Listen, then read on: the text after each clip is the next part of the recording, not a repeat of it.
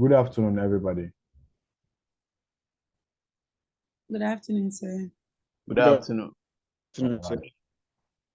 You are welcome to Assurance Professional School, our intervention for strategy case study.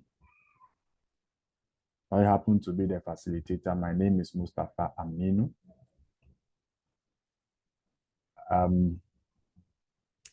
In fact, the case has been given to us, I think, on Monday. Today happens to be Sunday, and we are left with barely a week into the exams. Some of us are writing more than one paper. And I know that by this time, all of us are hot in our studies. We should have met yesterday, but we were unable to meet due to some technical challenges. But thank God we are here today. And today our agenda is to get ourselves psyched up, look at the areas we are supposed to look at, how we'll be able to prepare, and what areas we should pay particular attention to, and make sure that we increase our chances of passing the exams. In fact, today will give us an overview of what we are expected to do as a student. And then on Friday, God willing, we shall meet once again to go deep into the areas that we will mention today and see how best we will be able to apply them to the case. So you are welcome. As I've said already, my name is Mustafa. I can see Asante here, Augustine, Abigail, and Kelvin. Thanks for joining. So yes, the case has been given to us, and I believe we have already read the case. And it is based on the real estate industry or sector. In fact, a lot of sectors have been quizzed.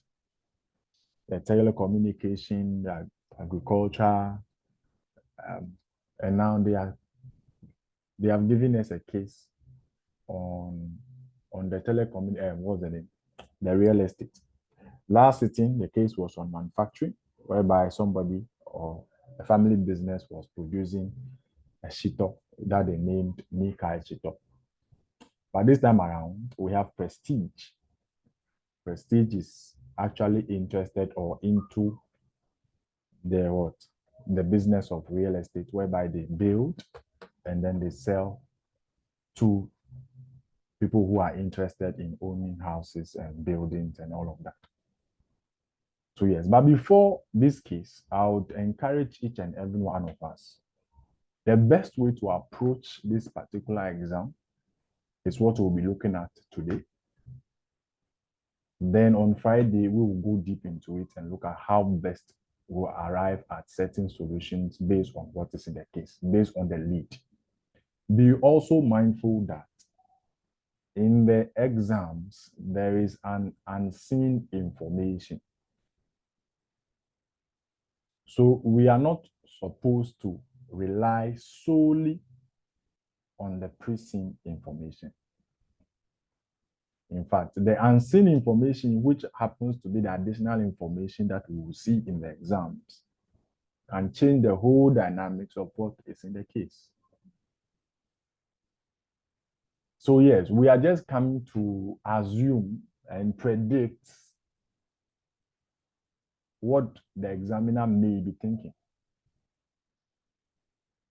But as to whether what we are assuming or predicting will come to pass is another matter. So the best way to actually approach the exams is to make yourself, there's a strategy called diversification. You make sure that your portfolio is wide. You don't just concentrate. You don't focus. You make sure you do what? You diversify. Look at other areas. Make your portfolio thick enough. If I say you should make your portfolio thick enough, what I mean is that you should look at all the other areas that will increase your chances of passing the exams. So I would entreat each and every one of us. Now the case is with us. We have the case. The first thing, most students, most students tend to rely on facilitators to understand what is in the case. Most students, I am saying it, let me repeat myself. Instead of you, I think the number of pages, 14 pages in the briefing. Let me check the number of pages in the briefing. I think 14 pages in all. Now, when the case has been given to us, I'm just giving us the way and manner in which we should prepare as a student or a student to increase our chances of passing. And I believe when we put these things that I've been mentioning into practice, then your success will be assured. So now the case is before us. The first thing you are supposed to do as a student is make sure that you read the case.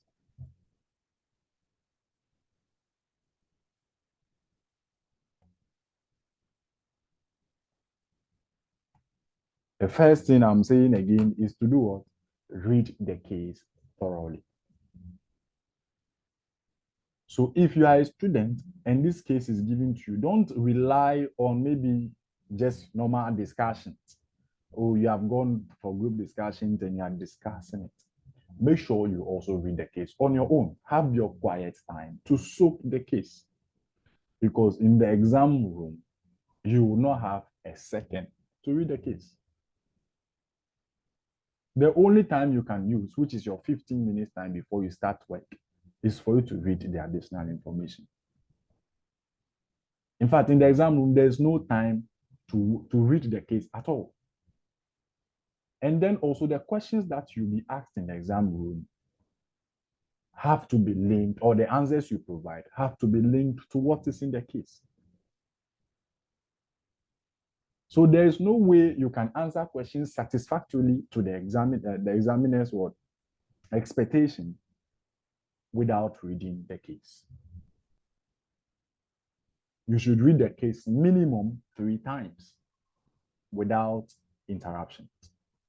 So have your quiet time, soak the case, and properly understand what they are talking about. If you look at this particular case, they have given us a very big introduction. The whole industry, before they even come to the company who is even dealing in that particular sector. They gave us a broad background, government role, land, and all of those things, the challenges in the industry, all of those things before they even came to talk about prestige. So even if you start reading the case, you don't even know about which business particularly they are referring to. They were just giving us broad understanding. So my first advice is that don't rely on just facilitators. Don't rely on maybe colleagues who have read it and they are discussing it. Make sure before you go for discussions, you have also read it, so that when you are contributing, you can contribute meaningfully. So whilst you are reading the case, the next thing you are supposed to take, you make note of relevant.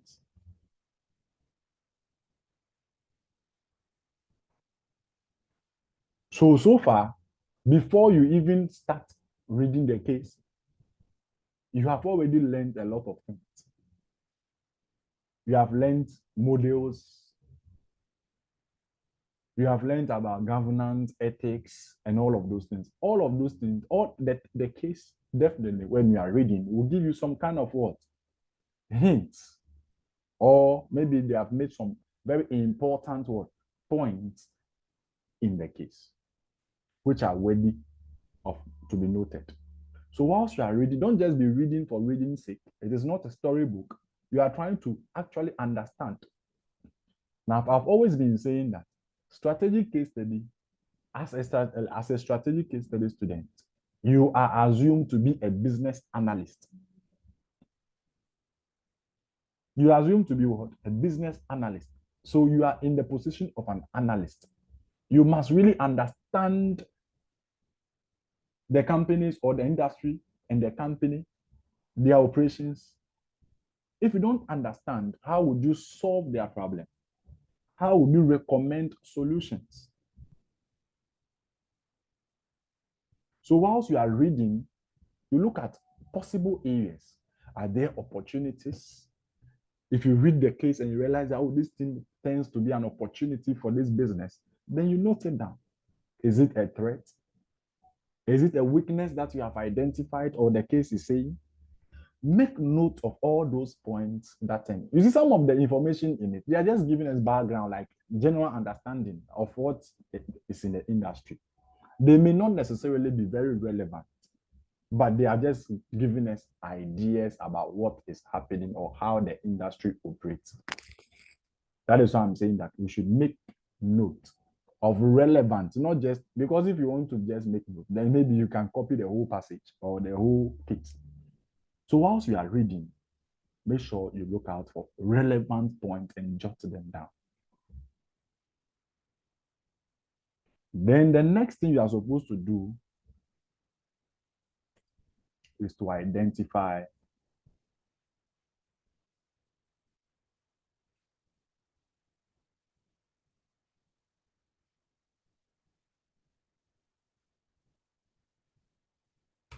the next thing you're supposed to do is to identify models that may what apply.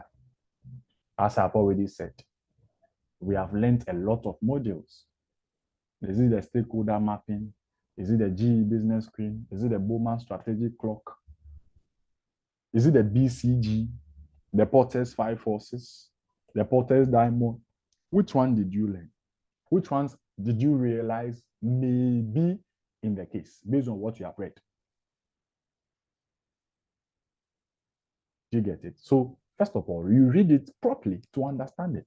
Whilst you are reading, make sure you look at relevant points. Now, those points will guide you as to the possible models that may be quizzed. Because what they are just following steps so that you are trying to understand the environment, the business environment, and you are trying to solve their problems. That's why I'm saying that we are assumed to be what? Business analysts.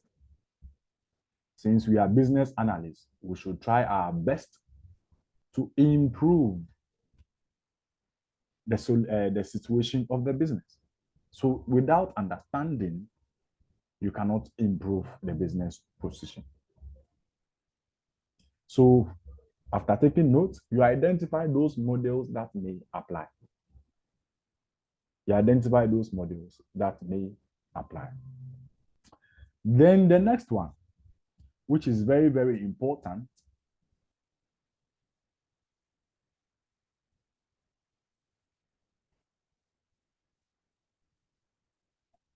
prepare a business plan. You're supposed to prepare what? A business plan. In fact, business plan for some time now has not been quizzed in the exams. If you look at the past questions, look at the trends, you realize that the first maybe 3 or 4 sittings, this current syllabus, questions have been based around business plan. But since then, we have not seen business plan. And it is possible that this March sitting, they may quiz us on business plan. So whilst we read and take notes and identify these models that may apply, make sure that by the side, you are trying to put down a business plan for the business.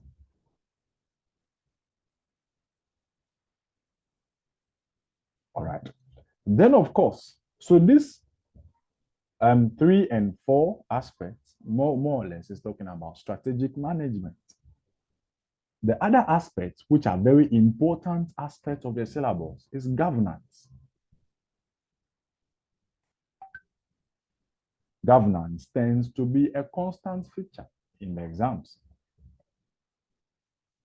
So issues in relation to governance, what is the governance structure of the business? What are the governance issues of this particular business? Prestige. So you read, in fact, for the governance aspect, you have limited. If you look at even the case, when I read the case, I realized that the governance aspect didn't have much information. They mentioned they have like 9 board members, non-executive directors, and all of those things. Those things are scanty. So you realize that the governance portion, you're supposed to do a lot of work there because they can ask us questions from any angle. Is it the functions of the audit committee? Is it the functions of the non-executive director, the board chairman? In fact, the board chairman, functions of the board chairman has never been quizzed before. Now, these things, for example, this board chairman and non-executive directors, those functions and all of those things are not directly in the case, but they fall under governance issues. And so when you are learning, make sure that you pay particular attention to governance. Governance is quite broad and it will come. It's not that it will come. You will see governance questions. You see questions on governance. So whilst you are preparing, don't forget that governance is very important. Most students, in fact, last sitting, for example, was a surprise to many because they didn't even ask questions concerning models. Most of the questions were governance risk or were direct questions. They didn't even ask us model questions, like you should apply this particular model to solve this problem or all of those things. They didn't ask. So let's pay attention to governance. The other one we should also look at very critically is risk management. It will come. It's a constant feature. How does the board of directors manage risk as a business? What are those points after reading the case? What are those points you have identified in managing risk? How do they identify risk? How do they assess risk? How do they monitor risk? You see, so risk management is very, very. Do they use the TARA framework? What are those things that they are supposed to do in order to minimize their risk? In fact, risk management is talking about, or risk in itself is talking about the probability that something might go wrong. If something must go wrong, in fact, undertaking business in itself is risky because there's a chance that you may lose. And there's also a chance that you may make a profit. That in itself is risk. But how do you minimize your risk? Then you say we call it calculated risk. You don't just take decisions just by taking them. You make sure that every decision you take is based on certain premises that will minimize your risk level. How are they managing it as a business? How is Prestige managing risk? Or what are the things they are supposed to do in order to manage risk? Questions will come from this area. Then also, number 7 will be ethics. What are the ethical issues? Morality. If you are talking about ethics, you are talking about morality. What are those things? In fact, it's constant. Ethics is constant. And the last aspect which we should pay attention to is financial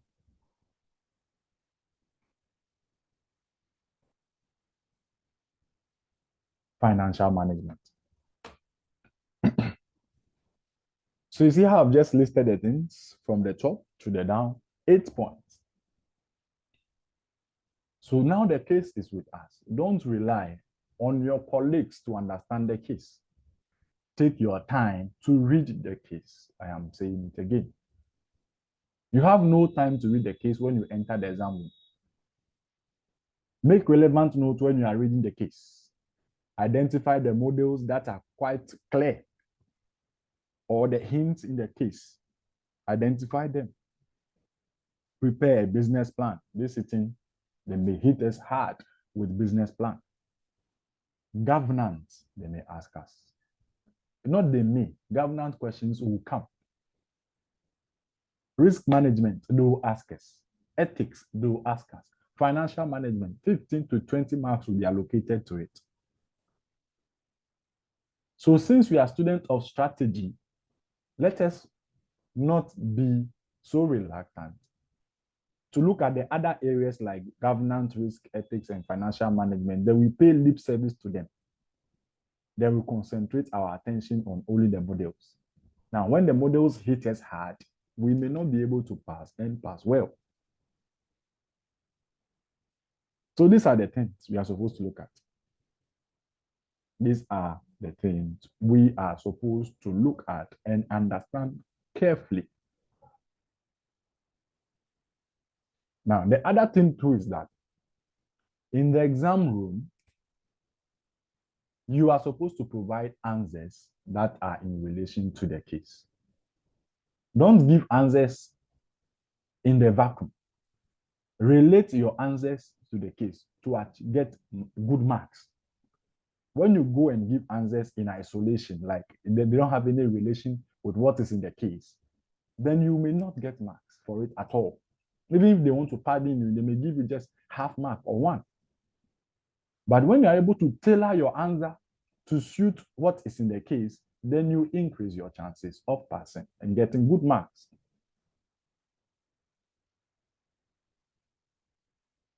All right. So I'm just going to go take us through all these areas. And then also what is in the case.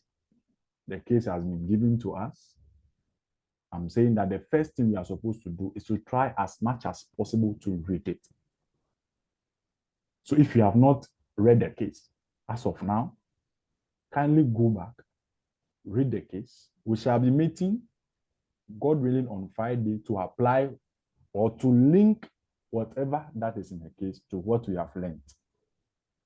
But right now, my assignment for you is to make sure that you go and read the case and follow this procedure so that when we are discussing or applying those theories that we have already learned to the case, it will be more of a discussion rather than what?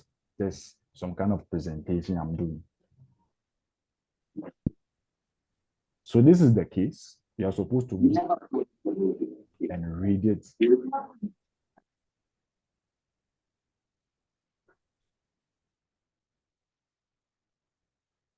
But I'm saying that we shouldn't rely on our colleagues. Let's go through this thing. We don't have time in the exams to read it.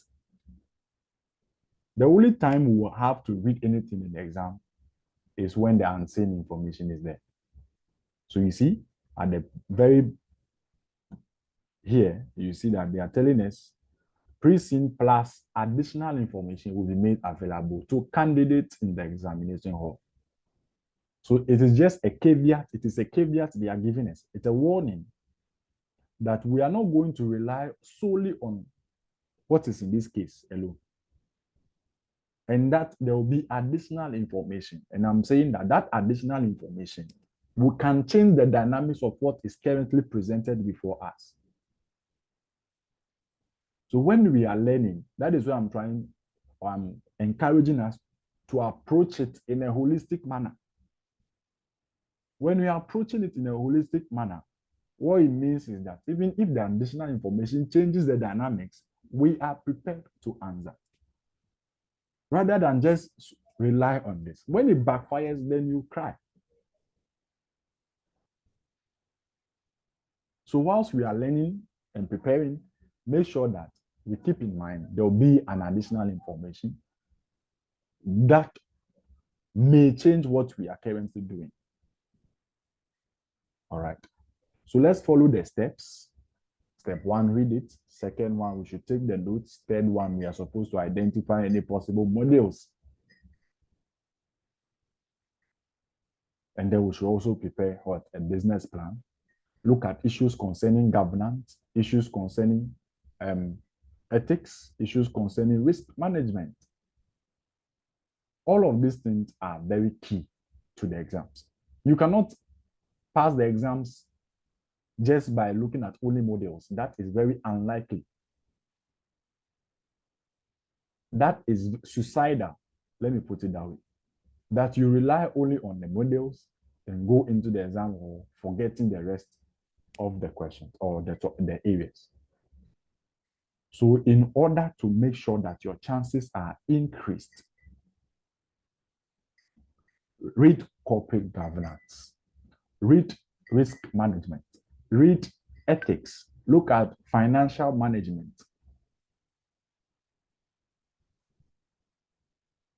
If you look at this particular case, prestige, if you're looking at the industry, you realize that a portion of the financial constraint, because of how expensive the real estate industry is, you realize that banks and those financial institutions are not ready to give out money for them to what? Undertake whatever project they want to undertake.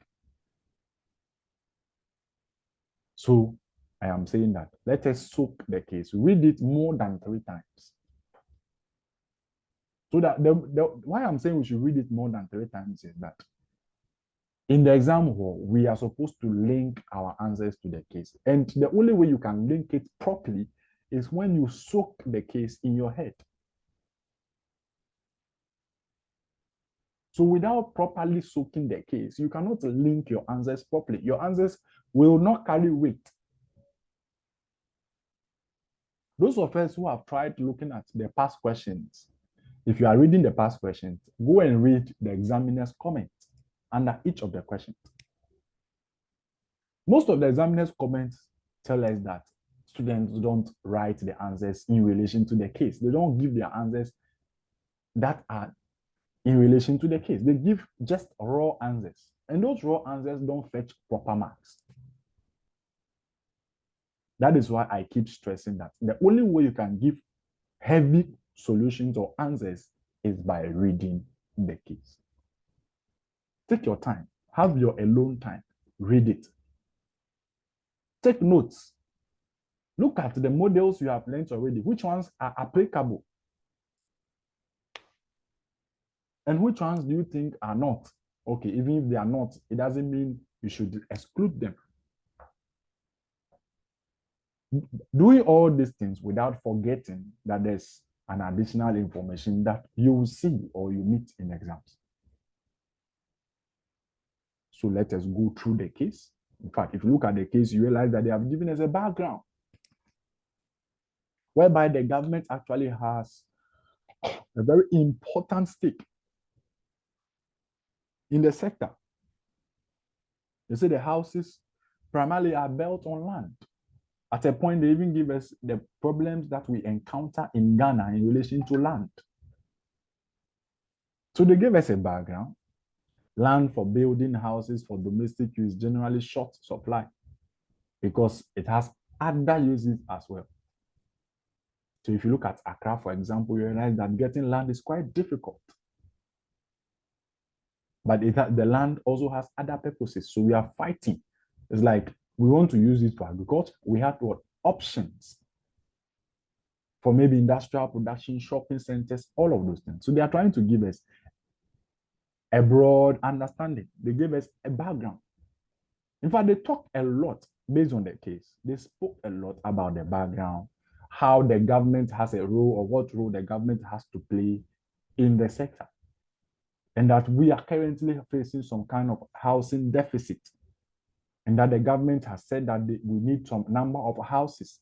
Based on calculations, it turned out that, according to the case, based on the calculations, it turned out that even the figures government is giving us may not be accurate. How do we solve our housing problem? They spoke a lot, characteristics of the building and construction industry in Ghana.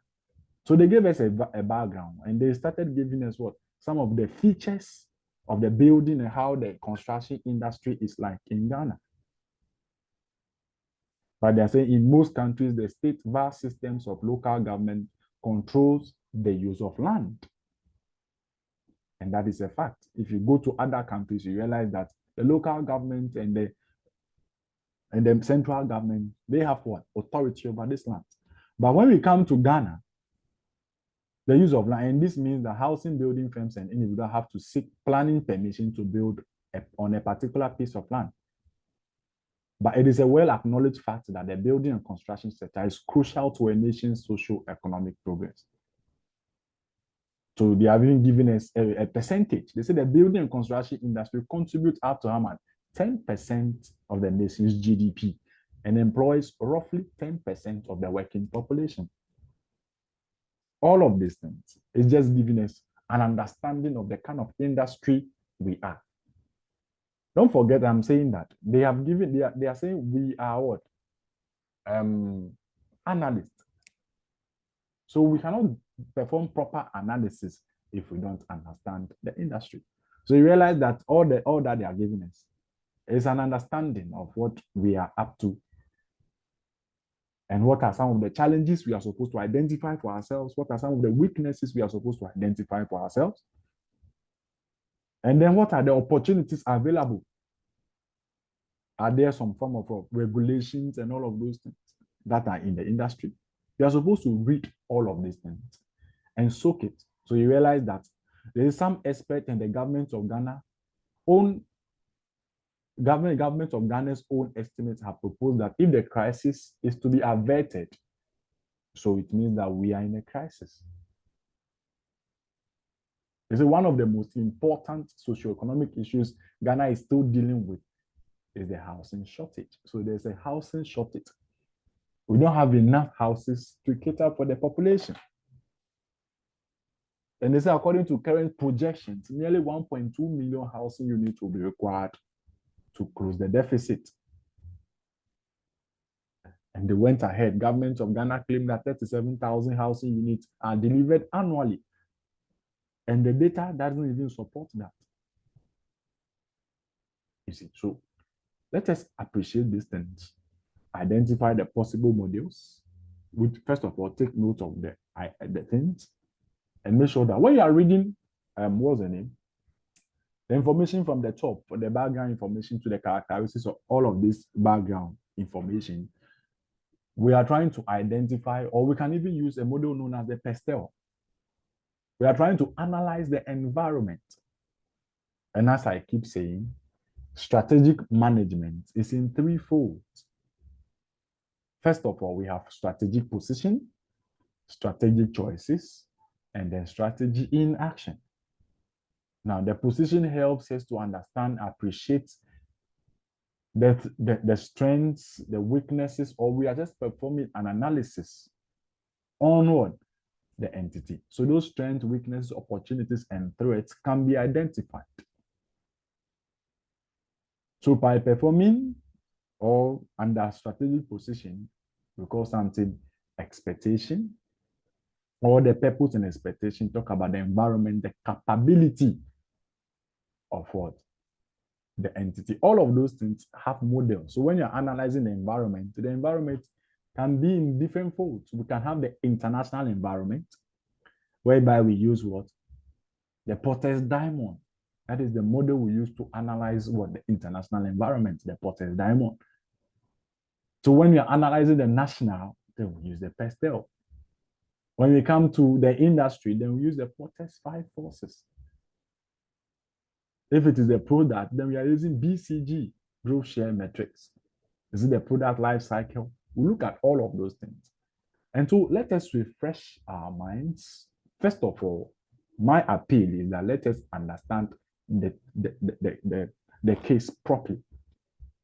Although the government is in charge of the building and construction industry's operation, the building industry's growth is being driven by the private sector. So the government, even though is the one in charge, the 10% growth in GDP is driven by what? The private sector, which comprises members of civil society and non-governmental organizations. So all of these things, Environmental Protection Agency, they are telling us what? For the Ghanaian construction, planning and building laws that are modeled after the Western system have been devised. So we have environmental laws that are used to make sure that these buildings meet environmental standards. So the agency that is in charge of this building or these buildings is the EPA, Environmental Protection Agency. So they have given us opportunities and the initiatives in the industry. So by performing, if you read all of this, PESTEL is very good. So if you are performing an analysis on the environment, you can use PESTEL. What are the opportunities that are there? What are the threats that are there? You see, another threat is the land tenure. If you read the land tenure challenges, you realize that it is a threat. This is a problem. This is a problem that they are facing. Another one is about financial constraints. So when you are reading, you don't just read, but you try and link it to what you have already learned. At this point, it is not something that you are going to learn from the onset. It's more or less a revision, or maybe what you have learned already. You are trying to apply them, put them into practice. At this stage, all that we have learned, at least we have learned something, we'll try and now put them into practice by analyzing the case. So you realize that you see, okay, we have the opportunities and initiatives. When you are performing strategic, or when you are looking at strategic management, the strategic position aspect, it ends with the SWOT analysis. So if you analyze these things properly, you realize that you find opportunities, you find strengths, even if there are weaknesses, you find all of them, identify each one of them, and apply accordingly. I wouldn't be surprised if they ask us to prepare the SWOT. By preparing the SWOT, we have enough information. If we say the SWOT, we are talking about the strength, the weak. How do you prepare a SWOT? You can only prepare a SWOT if you read a case. Then the options available. Do you rely on a company who has built already, and you go and buy the building and be paying small until maybe for some number of years and pay finish, or you build yourself? That is the thing. Is it a mortgage or you build? So there are three options actually that are available to Ghanaians. Whether you build on your own, you go for a mortgage, or you rent. It has been said in the case. So let's read, appreciate this. The local housing market, how is it like?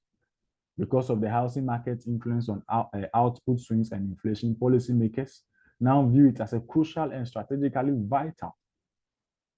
So how is the housing market like? So you see that they are trying to give us a broad understanding. They are trying to bring it down, narrow it, and now they are now looking at what? The market. So by reading all of these things, we are appreciating the industry. We are appreciating what the opportunities are and what the threats are. At this stage, we will not necessarily be able to identify the strengths and the weaknesses, because at this particular point, they are not referring to any particular business. These are broad or general comments that are being passed.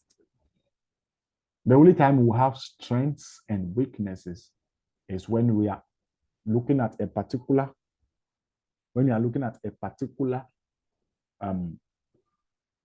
company within the industry. By that, I mean within the industry, when you are analyzing, for example, when you concentrate on prestige, then you can know the strengths and weaknesses of what? Prestige. So local housing markets, you read all of these things, appreciate it, make notes. If there are models that you can use, then you know. So you see, Ghana's housing industry is still at its infancy when compared to developed nations. A rapidly expanding middle class, high property costs, and unmanageable urbanization, particularly in metropolitan areas like Accra, Tema, Kumasi, and Takoradi, have made the housing industry one of the most pressing developmental concerns facing policymakers. So you realize that our industry in terms of housing is at infancy.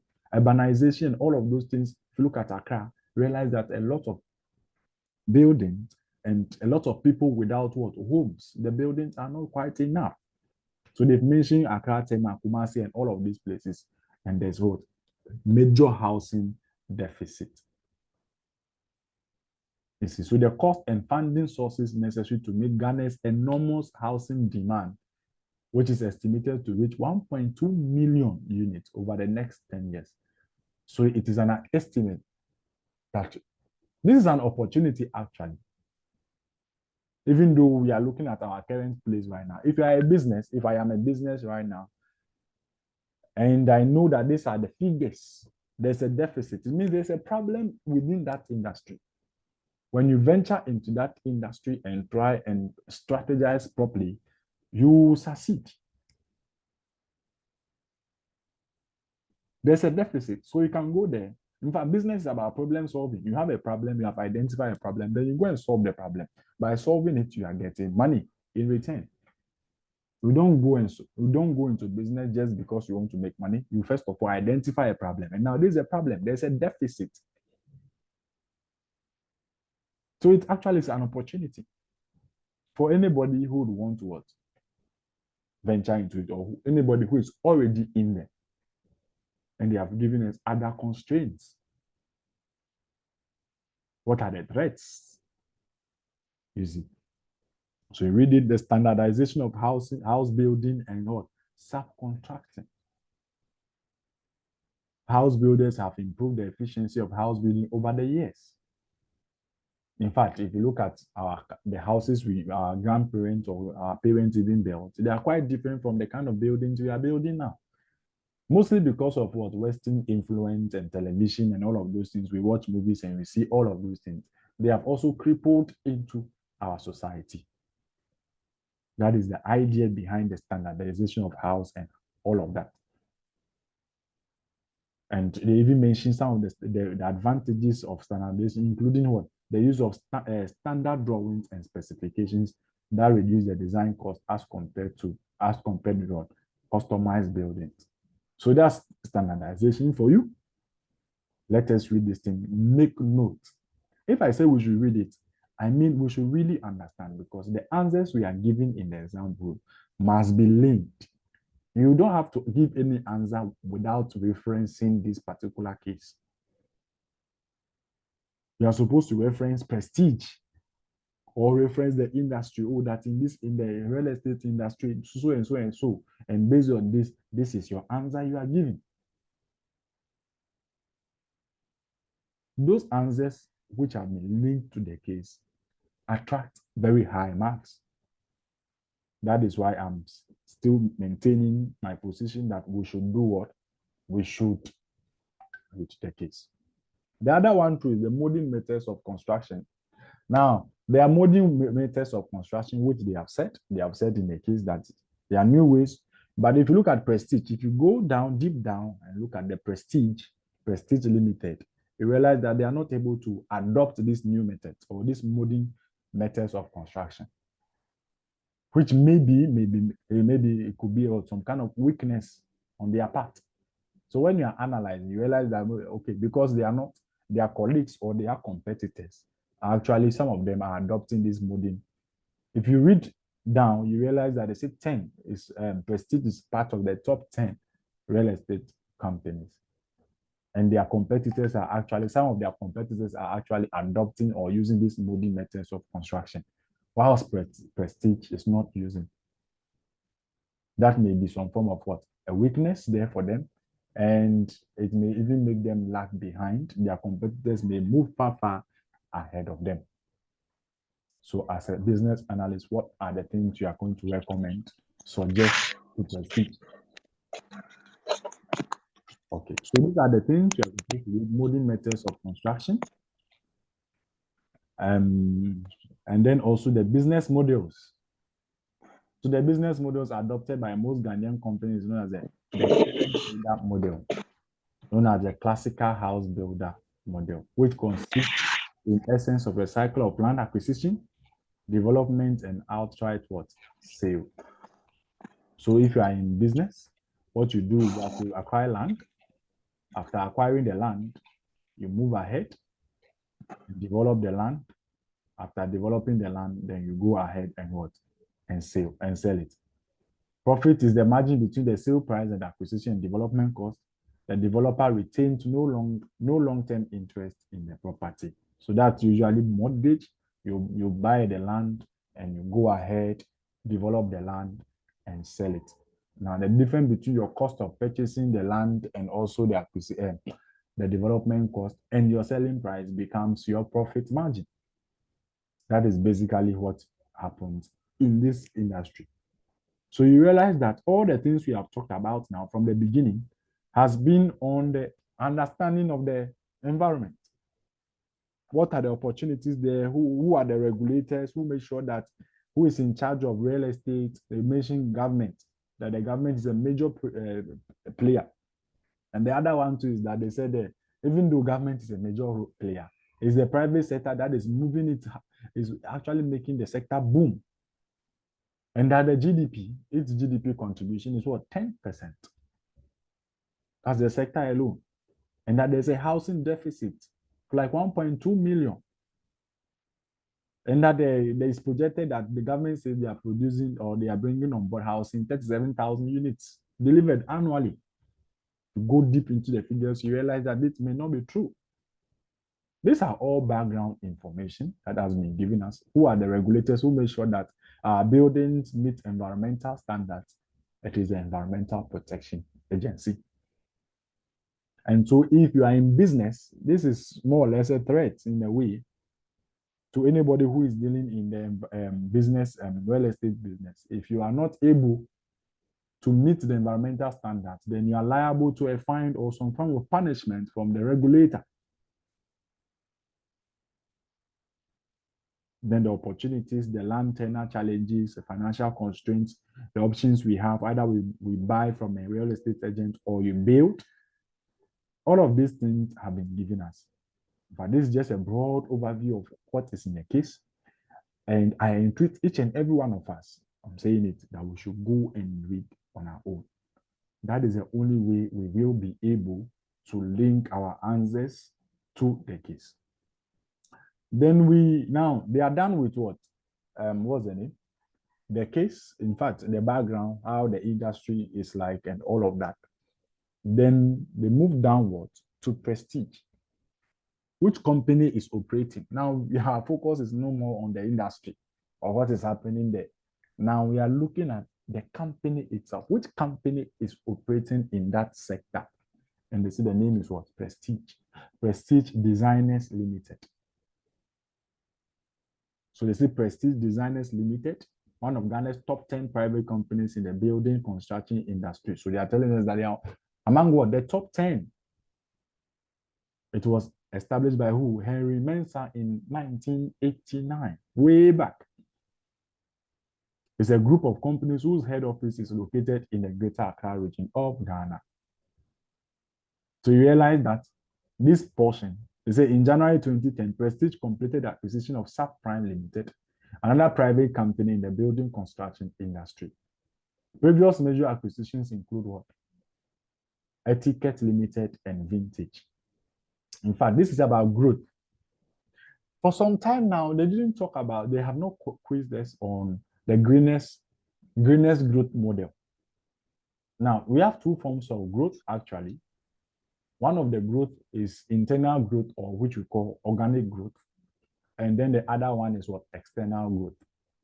If you look at what a Prestige has done now, they have actually engaged themselves or used external growth by some form of what? Acquisition, measures, outsourcing. Easy. So if you look at all of these things, you can look at issues concerning maybe collaboration, issues of outsourcing, measures, acquisition. What are some of the advantages? Easy. But on the other hand, you can decide to grow organically, which is internal growth. If you are growing internally, what are some of the advantages as well? And we use the greenest growth model to actually evaluate any organization who intends to grow organically. Okay. And then this also brings to mind, by virtue of them acquiring Etiquette and Vintage Limited, then it also what comes to mind here is about corporate parenting. Corporate what? Parenting. Because now Prestige becomes the parent. They have acquired what? Etiquette and Vintage. And hence they have so you can look at ways they can add value to Vintage or what? Etiquette. Ways they can destroy value. What are their roles they play as a what? A parent. You can use what? The Ashford or the parenting role. The Ashford what? Model. Ashford. It's a parenting what? Model. You can look at that because they have acquired what? Two different what? Companies. Ashford. Okay.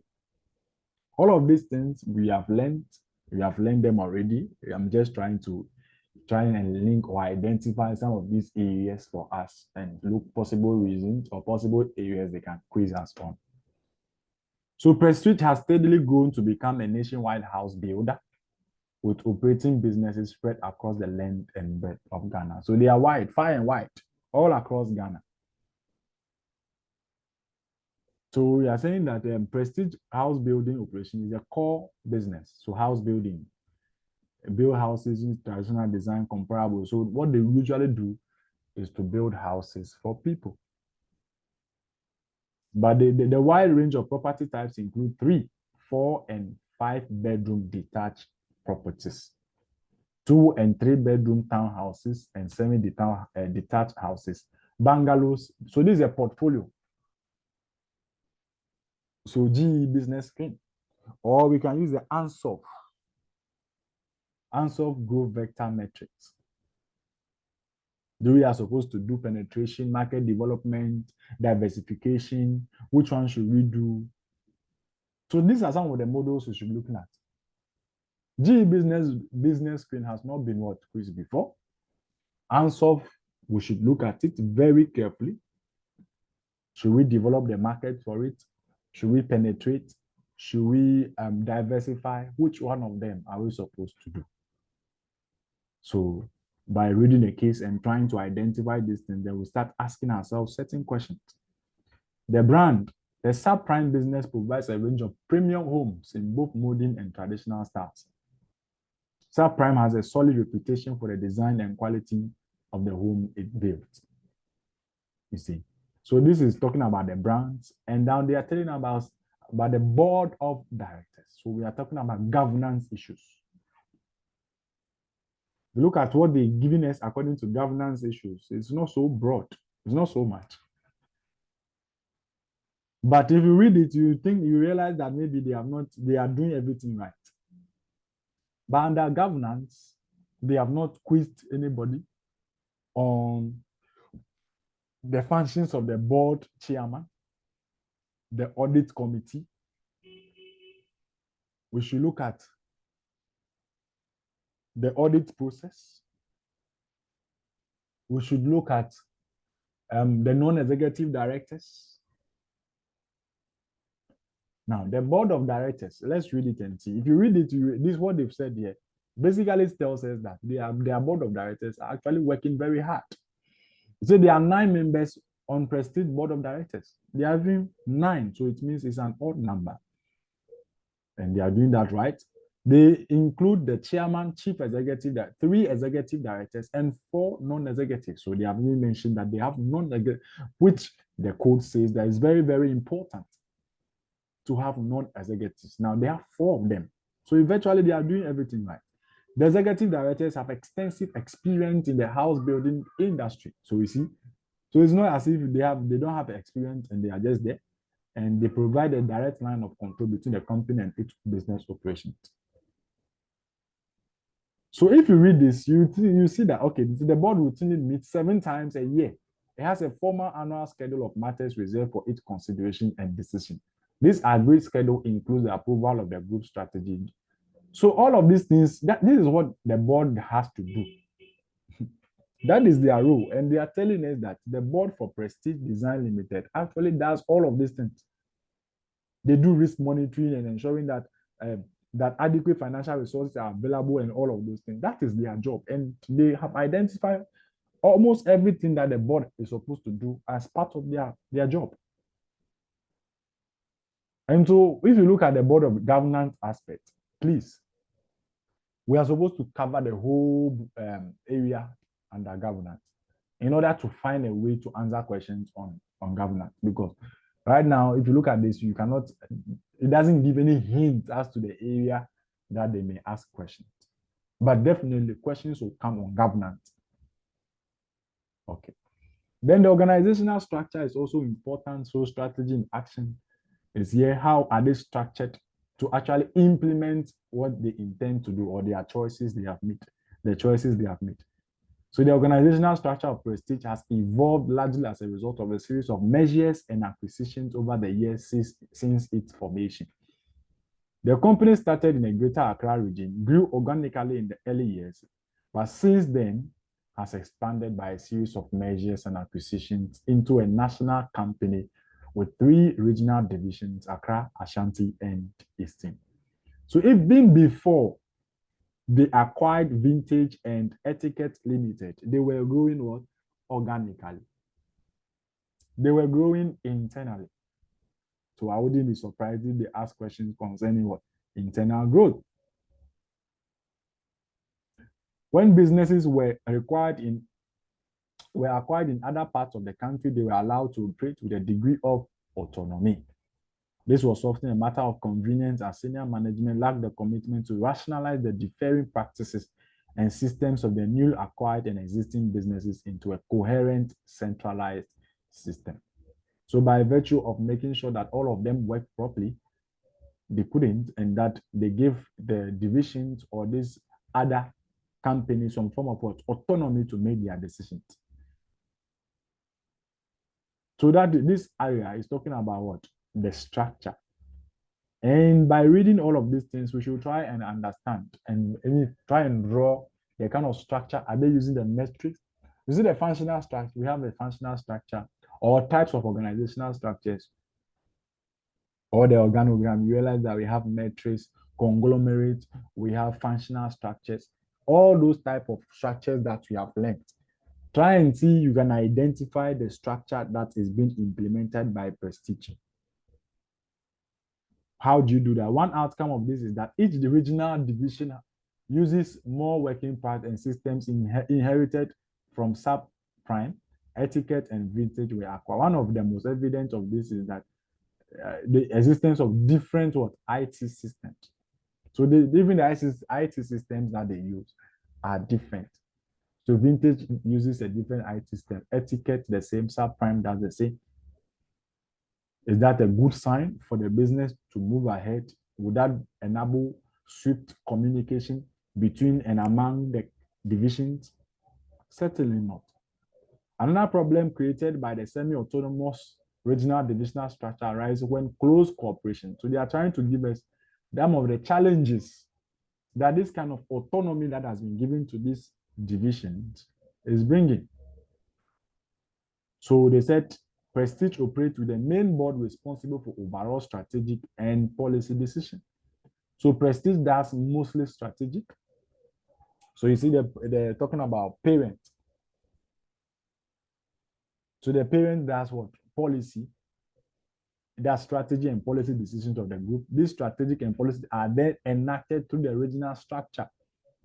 So the strategy is developed at the top, which is at the head office level at Prestige. Then they move it, disseminate it to what? The regional divisions for them to implement.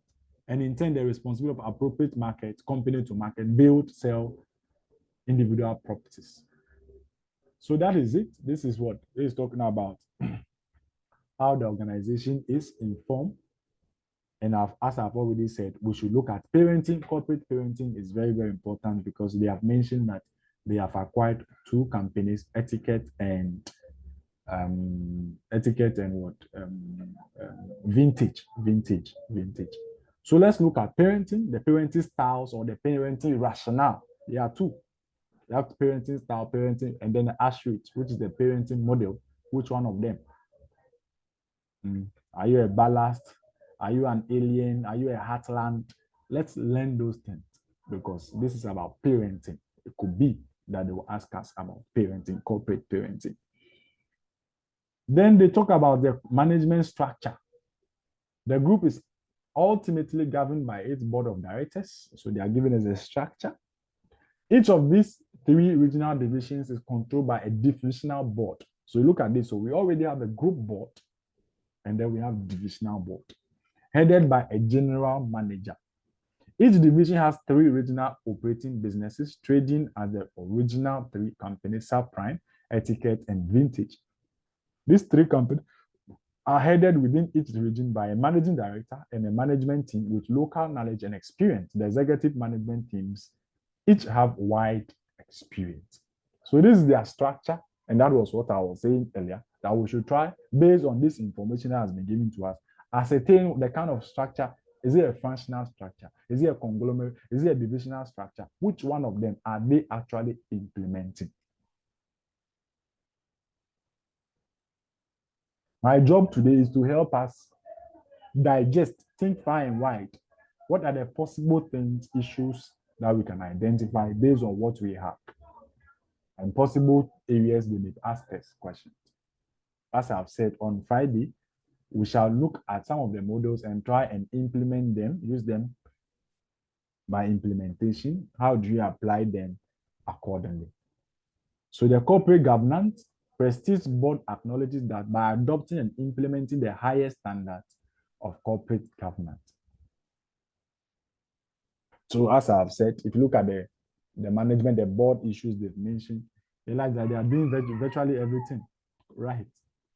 So they are telling us that the Prestige Board acknowledges that by adopting and implementing the highest standards of corporate governance, they set the standards and values for the entire company. So you read this one, the house building process in Prestige. How do they undertake their business? That is what they are telling us. How do they build houses? The process of how adopted by Prestige conforms to what is known in the industry as the classical house builder model. And what does that mean? Firms using this model acquire land, seek planning permission, and undertake all the relevant development and building tasks such as initial evaluation of the project, land preparation, construction of the houses or apartments, and marketing and sales through the final house purchaser. So this is how the process is like. You acquire land, you go ahead and acquire the necessary planning permission and all of those things. Those people who are in charge of planning permission, go and seek them, develop your land, build, and make sure you at the end you sell to the final purchaser or the house purchaser. That is the normal process they go through. Many of the houses built by Prestige are built ahead of contracts for sale, with planning forecasts based on recent sales data. So before they even sell, they don't have a particular client or person in mind before they build. They build and they sell later. Anybody who likes the building, you will come and buy. So this has sometimes been referred to as what speculative building. That is the name. They assume the need of the client. They assume the need of the Ghanaian community. And so they build based on how they understand the market. And they call that what speculative building.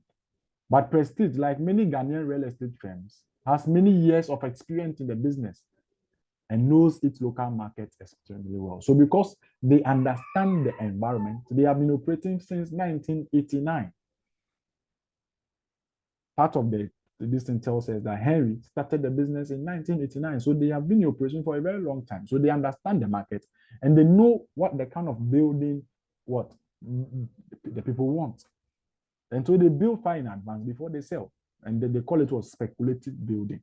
Prestige, through its regional operating businesses, subprime, etiquette, and vintage construction with itself, and directly purchases most of the materials, but it contracts out much actual building work to subcontractors.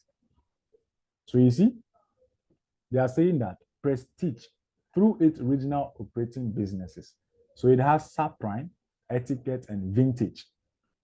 So these people manage the construction work itself and directly purchases most of the materials. So the materials they use to produce or to build the things, they buy them themselves. But it contracts out much actual building work to subcontractors. So the actual building work, most of them, they give them to what? Other contractors. So if you say subcontractor, it means if I am the contractor, I get a contract, then I don't perform the contract. I bring on board another contractor who will come and perform it, who will enter into an agreement with me rather than the original source. So that is what they do. So they get it. They contract other people, which are subcontracted, to do. But part of it is done by what? Subprime, etiquette, and vintage. So the specialty tasks such as initial design also often carried by the independent agency working under the contract. Then let's move on. They say that Prestige has a core staff in its regional operating company that decides on all the controls all activities required for building. So this is what they do. How do they build it? How do they carry out their building process? That is what they just give us an understanding of how they build their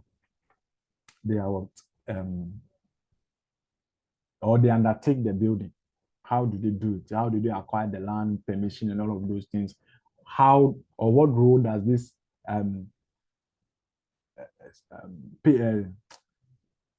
subsidiaries, what role do they play? Which is subprime and etiquette and vintage, what role do they play?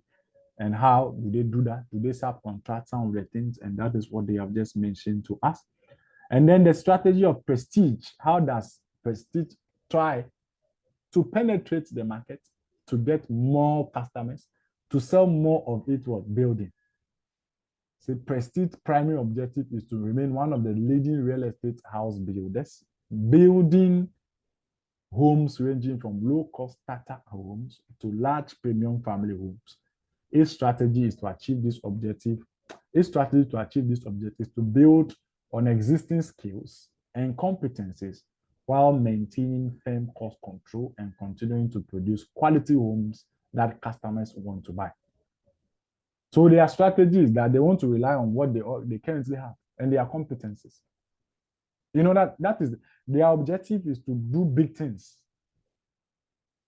But their strategy is that they have some competencies currently and they have those skills. So they'll build on that to achieve these things.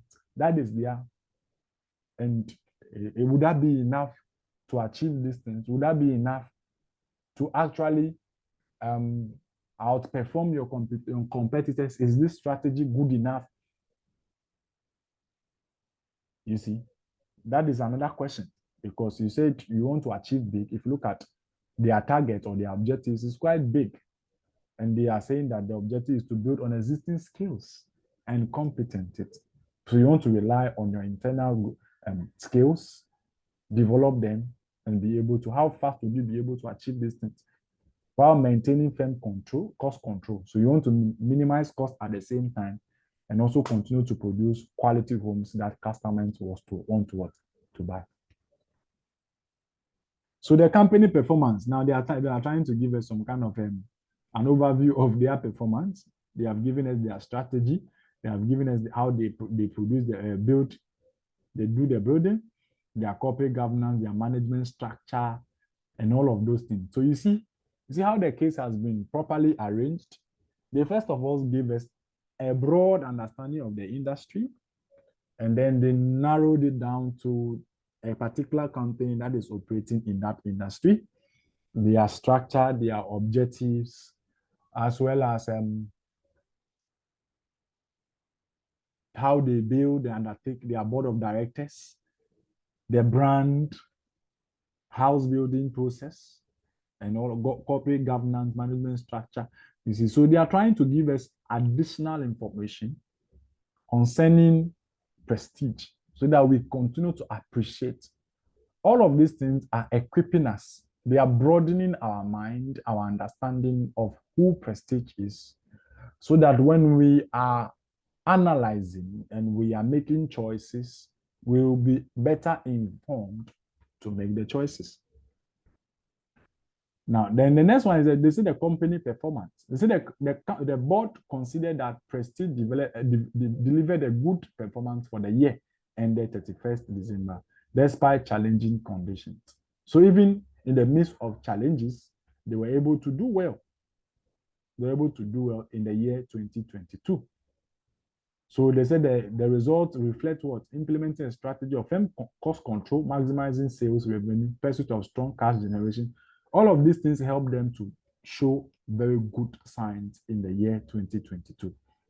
So what are some of the constraints, their operations and constraints? They say as a very traditional company, Prestige has stayed clear of the house, of the use of what?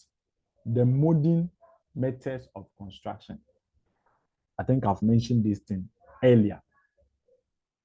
So you realize that it's a constraint. Their competitors are actually using the modern methods of construction, which is the MMC. preferring instead to retain the tried and tested house building method. That said, the current recession, together with government's decision to promote sustainable business practices, has encouraged some of the prestige competitors to adopt some modern methods of construction. And in this respect, prestige is in danger of being left behind. So you see, a big threat. So they've told us clearly that it's a threat to who? Prestige. Prestige is left, who may be left, is in danger of being left behind. His competitors are actually adopting the modern methods of construction. Okay.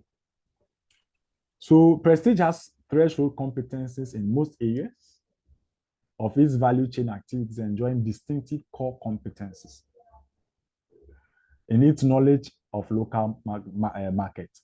There are, however, reasons for concern in that some of its activities will need to be reviewed if Prestige is to remain a major player in the real estate sector. So they are trying to give us dangers, red flags about what? Prestige. And these are very good signs. Let's soak these things properly. So when you are writing your answer, you can identify these things, write them in your answers without referring to the case, because you have already soaked them, because you have read them times without number. The company has always had a good working relationship with its bankers and financial institutions. It therefore anticipated that funding will be available for future. This is clearly a good opportunity or strength. So they have a very good relationship. So financially, they don't have problem. When they visit their bankers, they will give them money for funding. You see, so this is not a negativity. It is rather a positive for them. In the boom years, the business performed well, but since the Ghanaian housing market went into decline following the banking and financial, Prestige business has not performed as well as its competitors. So since the banking sector has seen some form of crisis in 2018, it has affected Prestige work, and they have not performed as good as their competitors. The existing board members have been in place for many years, and the chairman and the chief executive have not seen any reason to change the way Prestige does its business. So they are trying to actually give us some hint about the board. So it's like things are not going well, or things, because of the financial sector cleanup exercise, which was done in 2018, it has hit Prestige very hard. And because of that, they have not been performing so good or so very well in relation or as compared with their key competitors. And the case is telling us that the existing board members have been in place for many years. Is it that because they have been for many years, they may be out of ideas? You see, so the board have been in place for many years, and the chairman and chief executive have not seen any reason to change the way Prestige does its business. So they still, maybe they're out of ideas, and they still will maintain the way they want to do things. Is that the best way for it? Maybe they can change team. It's just like a football match. People are on the reserve, and when things are not going well, we'll do some form of substitution. Maybe when you come and do some form of substitution, it will be better off. New ideas, fresh ideas will come in play. But right now, they said, you see, they are even saying that they see no reason for them to change how they do business, even though they are in challenging times. From the perspective of most of the members of the board, the current downturn is just part of another business cycle. And the strategy employed by Prestige has been to continue with business as usual until the worst is over. So to them, they want to maintain their strategy. So one of the people actually said he doesn't agree, who is a non-executive director. Mr. Minta, one of the non-executive directors, is of a different opinion. He thinks that sticking to the existing way of doing things is a recipe for disaster. So there's a non-executive director who feels that what the board is taking or what the board intends to do will not move the business in the right direction. They want to maintain, the board want to maintain the status quo. And Mr. Mintai is saying that no, this, what they are currently doing is a recipe for disaster. He argues that the recent performance of the real estate industry leader increased competition by new entrants, the government's sustainability practice agenda, and the threat posed by what? He identified all of these things, all require a much more proactive response by Prestige to identify certain things that are happening in the industry that he feels that because of those things, there must be a very proactive response to them. We shouldn't maintain what we are currently, we shouldn't maintain the status quo. He also feels that in many areas of the business, such as application of IT, the adoption of MMC, the training of staff, the sourcing of supplies, Prestige is falling behind the best in the business. So in brief, operational matters need urgent attention if the company is to emerge from the recession to compete effectively. Given that the last review of the company's strategic position was before the decline in the real estate sector, he feels that another review is now essential. In fact, this portion alone gives us a very good hint. The statement or the position of Mr. Minta alone should tell us that it's possible they can ask us questions on SWOT. They can ask us questions on SWOT.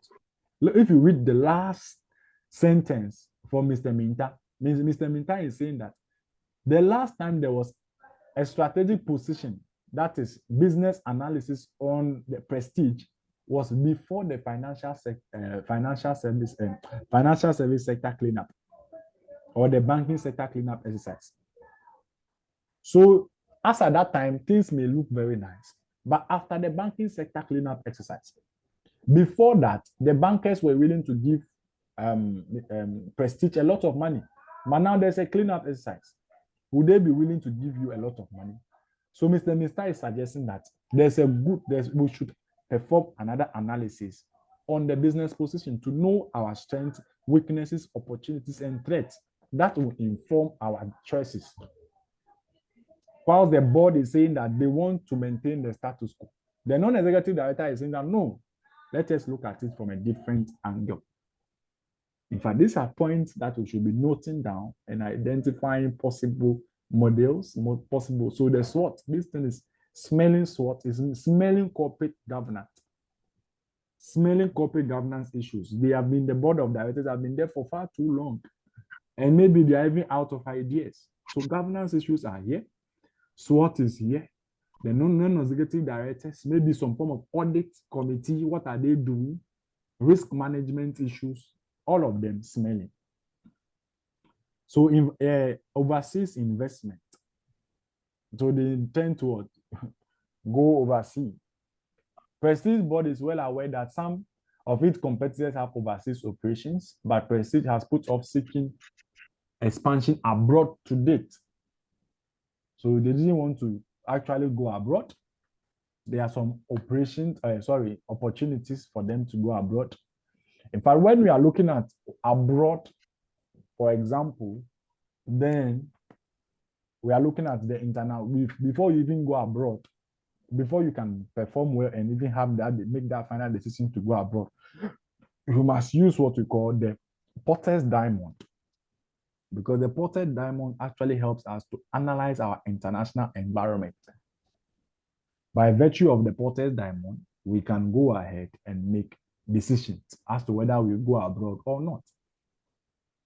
So Prestige board is well aware that some of its competitors have overseas operations, but Prestige has put off seeking expansion. So the competitors of what's the name? Prestige have overseas.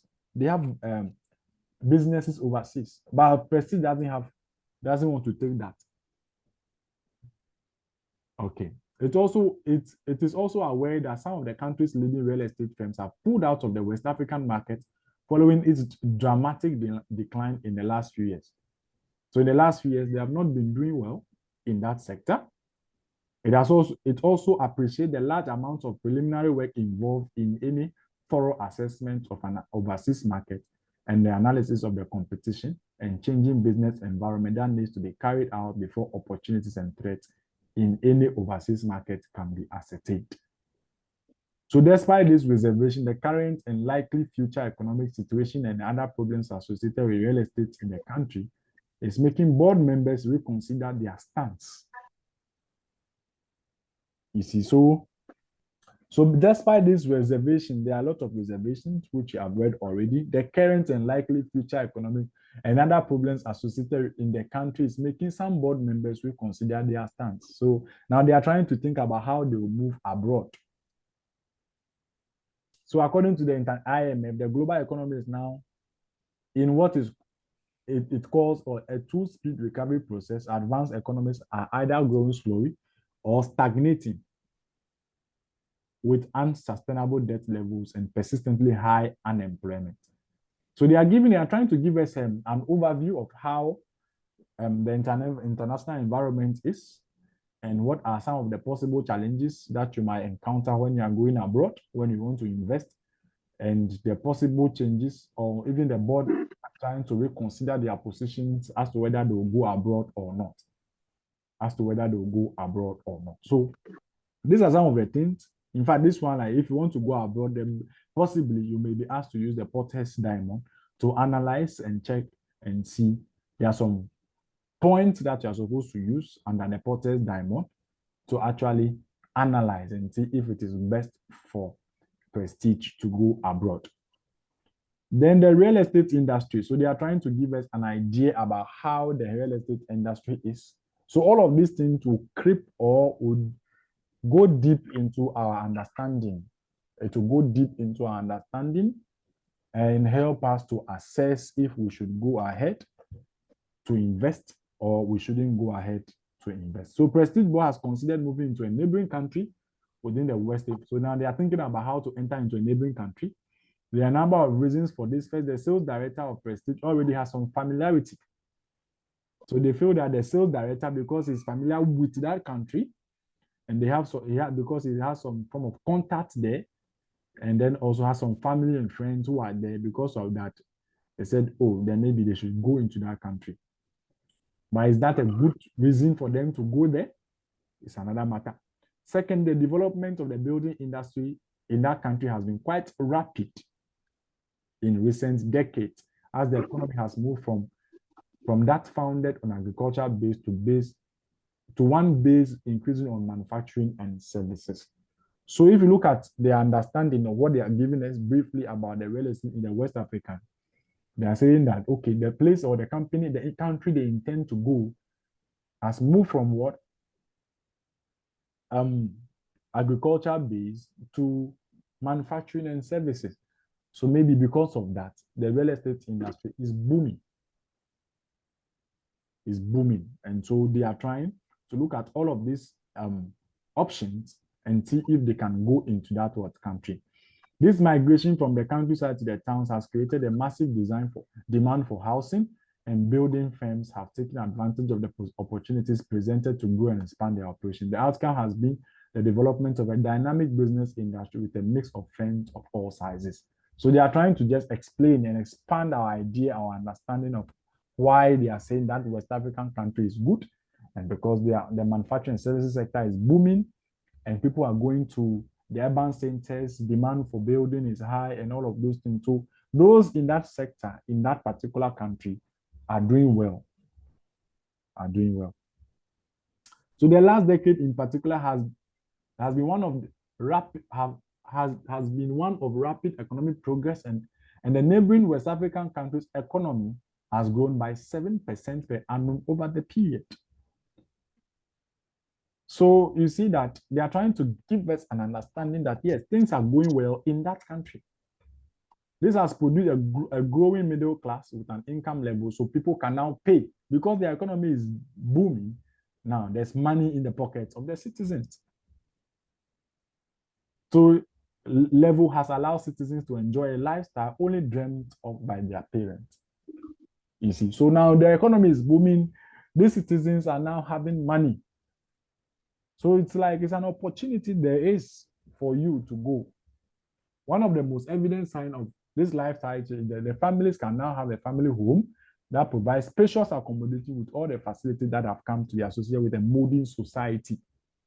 Housing styles vary considerably from apartment within large housing development to detached, to the kind of buildings that they opt for. They have mentioned them semi-detached, large housing, detached, terraced houses that are being built in the suburbs of the towns and cities of that country. So they are just giving us, the case is giving us an idea as to what is happening in that country. And should we, in fact, go ahead as a board or make that call as a board? First of all, we are supposed to also analyze the risk involved. We don't just say that because things are going well there in that country and market is booming and all of that, then just move ahead and go there. No, a lot of things has to go in. So over the time, traditional timber homes have once considered the bulk of housing in that country has been replaced by housing built with more durable materials of concrete, steel. Okay. So all of that is just giving us an idea of how it has boomed. Their country is booming, or that sector is booming. It presents to us a form of what? An opportunity to go overseas. It is this demand for traditional brick built houses that has caught the attention of the sales director of Prestige. On his regular visits to family and friends in that neighboring country, he has become aware of both the demand for Ghanaian style brick building and of the demand for skills and expertise in this type of housing building. So he's looking at an opportunity.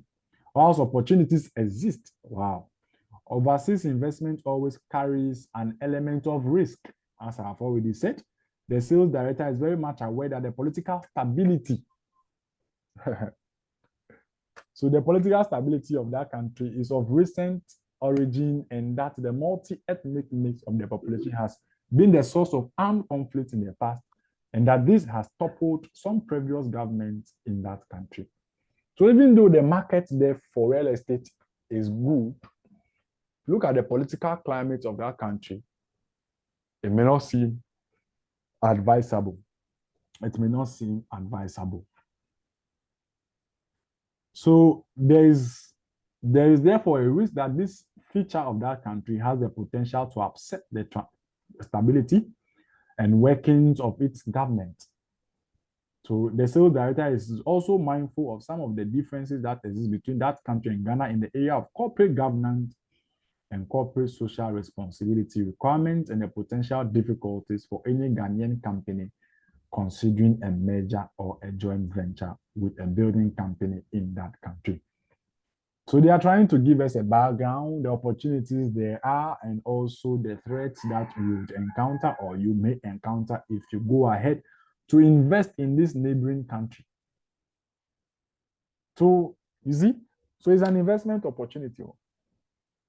They can even give us data, additional information that we can invest this so amount in this country, build and all of those things. Within 5 years, we'll be able to get our money back. Maybe some form of investment appraisal in terms of financial management aspect. Or they can even ask us to prepare a cash budget. We should perform some form of analysis. Okay. So let's go ahead. Then they say the present divisional structure. So the divisional structure, as they have already told us, each of the divisions have a board managed by the general manager, headed by the general manager, and all of those things. And they are the ones who truly understand what is there. So for me, if you look at the divisional structure, let us, for the financial management aspect, because this company has so many divisions, it has like about 3 divisions. The financial management, the question they may ask in terms of practicals may be in relation to return on investment or return residual income, or perhaps economic value added. So let's read those aspects very carefully. Those aspects, let's read them, because I told you that we have financial management. It's also another aspect of the syllabus. So you see that we have divisional structure. If you cast your mind back to when you were doing management accounting, you realize that divisional performance evaluation is there. We use return on investment, residual income, and then also economic value added, or you can even use the balance scorecard. You can use those things because this company, Prestige, has divisions. The financial management aspect or financial management question can be on divisional performance evaluation. So let's go and refresh our minds on how to compute return on investment, residual income, economic value added. Let us not forget. You see, they even said the management accountant. They are talking about management account. Okay, so let me just go ahead step by step. The organizational structure of Prestige grew through a series of acquisitions and measures over a period of many years. So during this period of growth, newly acquired businesses were allowed to operate autonomously. So during this period of the newly acquired business were allowed to operate semi-autonomously, with the result that each division acquired its own marketing and sales. Then operations and finance functions, each of its own systems and favored practices. So now they are autonomous, like you are on their own. You can do decisions. Now the new CEO is under pressure to increase profitability and has asked the finance director to provide him with what the implications of if the structure were to be rationalized. You see, so this is a very typical case of what's the name, divisional performance evaluation. We want to know if we should make all of them one. They don't want to have divisions again. Because is what you want to know if these divisions are actually taking decisions that inure to the benefit of the group. Now, when we have divisions like this, there's also possibility of transfer pricing. But you should look at carefully, refresh your mind on how to compute residual income, take a question on how to evaluate divisions using return on investment, residual income, economic value added. Look at these things to appreciate. The economic value added actually gives us an idea about how much value a business or a division is adding to the group. So the finance director has asked the management accountant to do some preliminary work on the savings that might be made in 2024 and 2025 if each of these functions were centralized at Prestige headquarters. So now they don't want to have these divisional things. They want everything to be at the headquarters. They want to see if they can save some form of what? Money. Relevant to any such plan is that in the organizational structure, the board level accounts for 10% of operating expenses, the divisional 40%, and the operating companies 50%. It is estimated that 40% of the operating expenses can be saved by centralizing the functions above and through updating the IT systems. Preliminary estimate based on outline quotes for new IT systems and potential staff redundancy and displacement costs indicate that it will cost 75 million and take 2 years to be fully effective. So as I've said, let us go read about residual income, return on investment, and all of this economic value added, anything relating to what? Divisional performance evaluation. Go back to your management accounting notes, check and see if there's something which is relevant there that you can apply in this particular case. Then competition from sustainable homes. Competition from sustainable homes. One of Prestige's major competitors. So you are now entering into the realm of competition, choices. How do you compete with your competitors? So competition from sustainable homes development.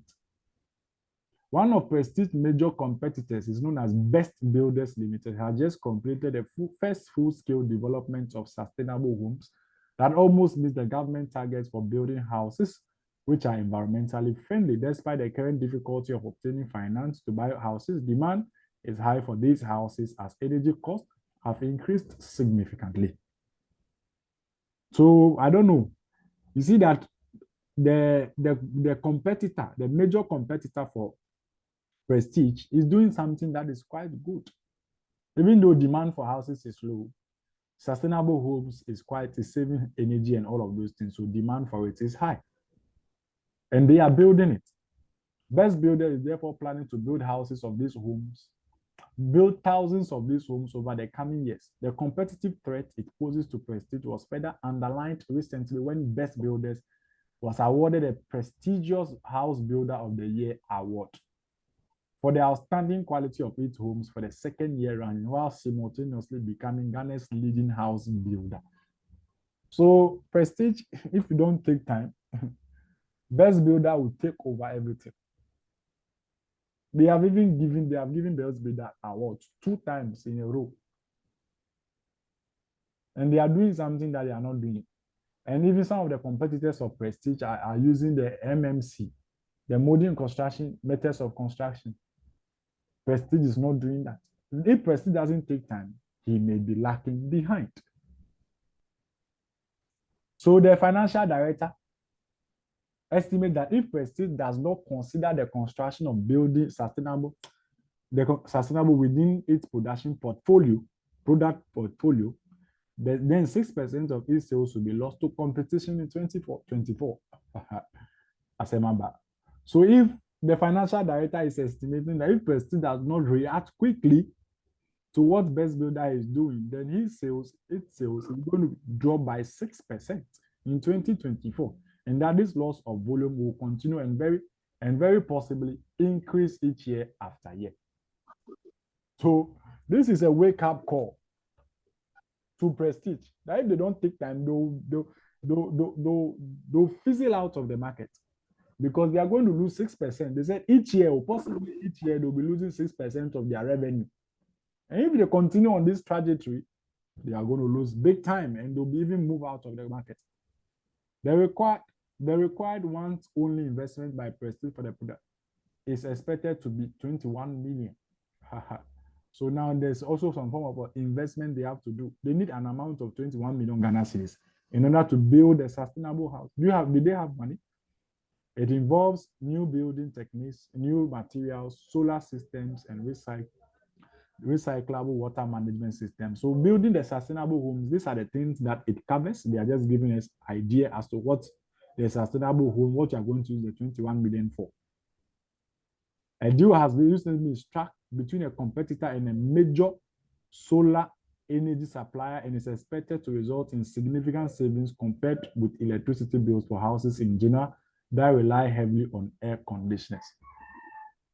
So they are giving us idea as to how we will fight competition and what Best Builder is doing how we are supposed to react.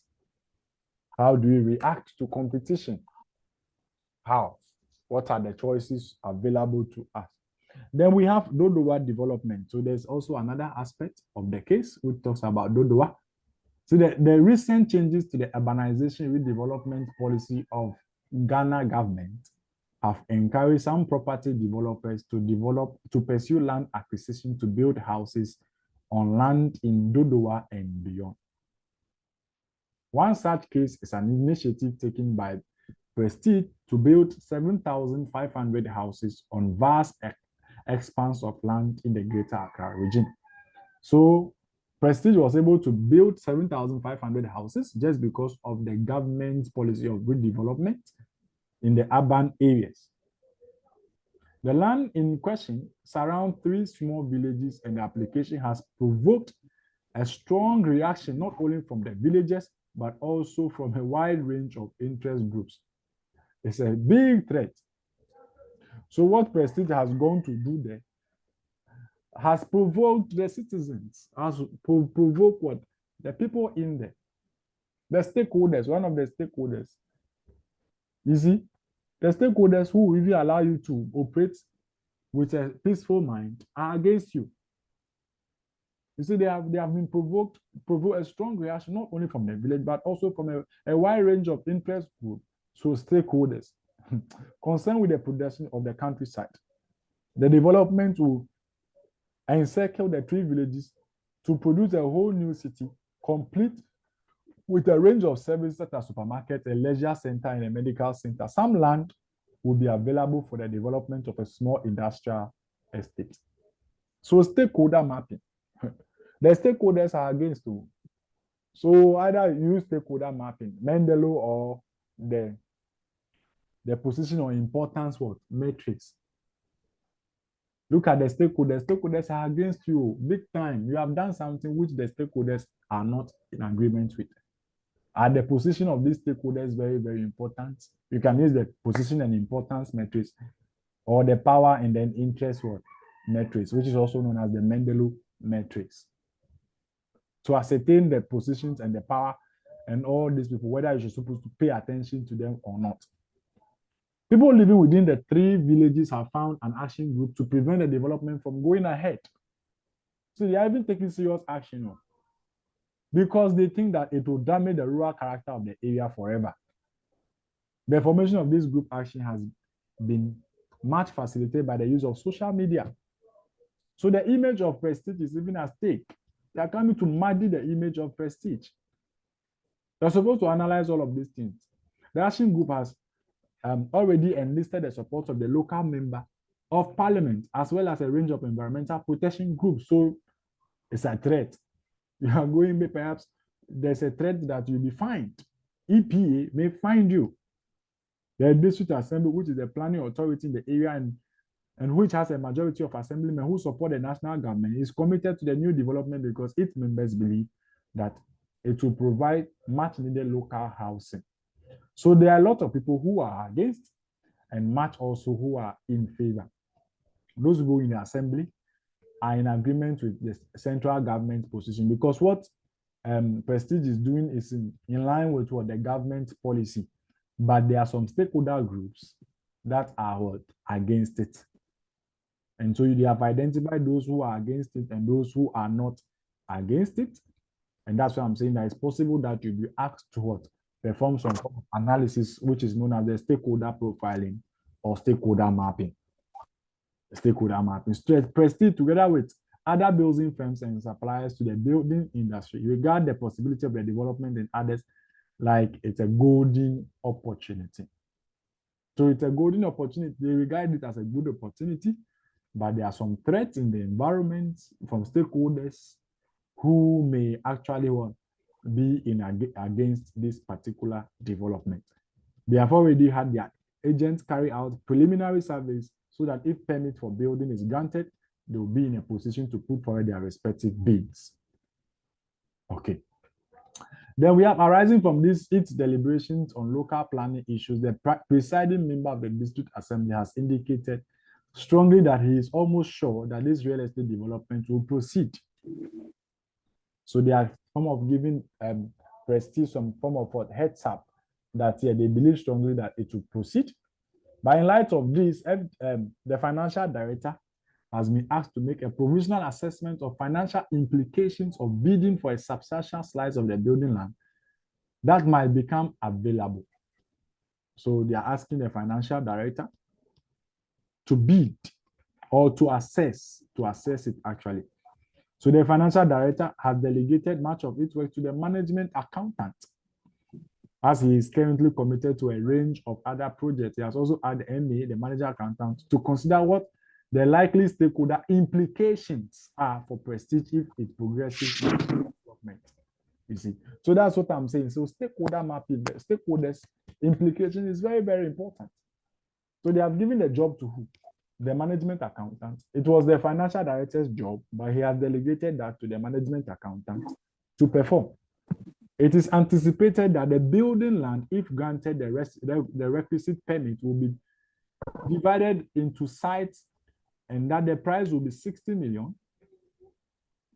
That's 1,500 plots, 40,000 per plot. It's the intention of Prestige to only submit a tender for one of these sites of 1,500 plots. It is anticipated that build time from start to finish with all the plots will be 2 years, and that Prestige will have to pay 50 for building materials associated with it. The remainder of the building will be funded from operating cash flows. The average selling price per competition is expected to slightly above the average for the region, reflecting the perceived value. So this alone thing can also give us Another question from financial perspective in terms of investment appraisal. Investment appraisal. So if you look at the first aspect, which is divisional structure, they can ask us concerning divisional performance. Then looking at this data that has been given to us about Dodowa and its stakeholder problems that arise, or the stakeholders who are against it and those who are in favor of it. If you look at the directive or the delegation that has been given to the management accountant, it made it clear that he should make sure that he assesses the financial implications. Not just that, we should also look at the stakeholder implications. And they gave us some data about how much it will cost us per this thing, how much building materials we will buy, and all of those things. So we can actually be asked to prepare a cash flow based on this, or we can even be asked to appraise the investment if it is worthwhile. If it is what? Worthwhile. If it is not worthwhile, then we shouldn't go ahead. But don't forget that there's a statement somewhere which says that Prestige, together with other building firms and suppliers to the building industry, regard the opportunity as a golden one. They see it as a golden opportunity. But how would you confirm that this is a golden opportunity? You can actually address it by performing some form of analysis or in appraising the investment to ascertain if indeed it will add value to the business. So the FD is satisfied with the proposal. Okay, so that is where am I? Okay, so they say the average selling price per completion is expected to be 163,000 and slightly above, higher than what the average for the region, reflecting the perceived value of the development. It is anticipated that gross margin of 22% after all costs are recovered will be maintained. That is a good sign. The FD, this is anticipation. The FD or the finance director is satisfied the proposal will provide a positive NPV. So we can, that's what I'm saying, we can ask us to appraise it. They can ask us to appraise it. And they have even given us what? An expected what? Gross profit margin. So if the margin is below this, then perhaps we will not go ahead and go and invest below 22%. So we may be asked to what? Appraise this particular investment. And investment appraisal, don't forget, we have so many methods of investment appraisal. We have what? The discounted payback method. We have the payback method, the accounting rate of return. We have also what we call the net present value and also the internal rate of return. Any of these methods can be asked in the exams. So in fact, for the financial aspect of the case study, it's based on management accounting and financial management. These two things that we have learned when we were reading or writing for level 2 papers. All right. So the newspaper allegations. So whilst considering the formation of a joint venture with a new partner in the neighboring West African country, Prestige was pleased to hear that Zebra Limited, one of its prospective joint venture partners, had won a contract to build a medium-sized development of some 50 houses on a favorable site in the suburbs of a major city in that country. You see, so Zebra Limited actually won. They have in mind to partner or have a joint venture with what? Zebra. And the Zebra, one of its had won a contract to build a medium-sized development of some 50 houses on a favorable site in the suburbs of a major city in that country. Prestige has subsequently discovered that the contract won by Zebra had been achieved through a series of secret payments to Marigold Consulting Firm, the contract awarding organization. So you see, you realize that they intend to partner with Zebra, but now there's a problem with what? Integrity issues, ethical issues are in place. You see, ethical issues are in place. Issue of what? Morality, your ethics, integrity, objectivity. Is that the right way for Zebra? Zebra doesn't have a good track record Their integrity is at stake. They have gone ahead to pay. So issues of ethics comes in play. Then a meeting of Prestige senior staff has been called to its headquarters. Before it goes along to the meeting, the FD has asked the MA to prepare an assessment within her report on the implications that this revelation might have for the proposed joint venture. So Prestige is also considering entering into a joint venture with what? Fit for Purpose Limited. So now from Zebra, they are looking at what? Fit for Purpose Limited. Now, during there's the last aspect of the case talks about the health and safety. The last aspect talks about what? Health and safety.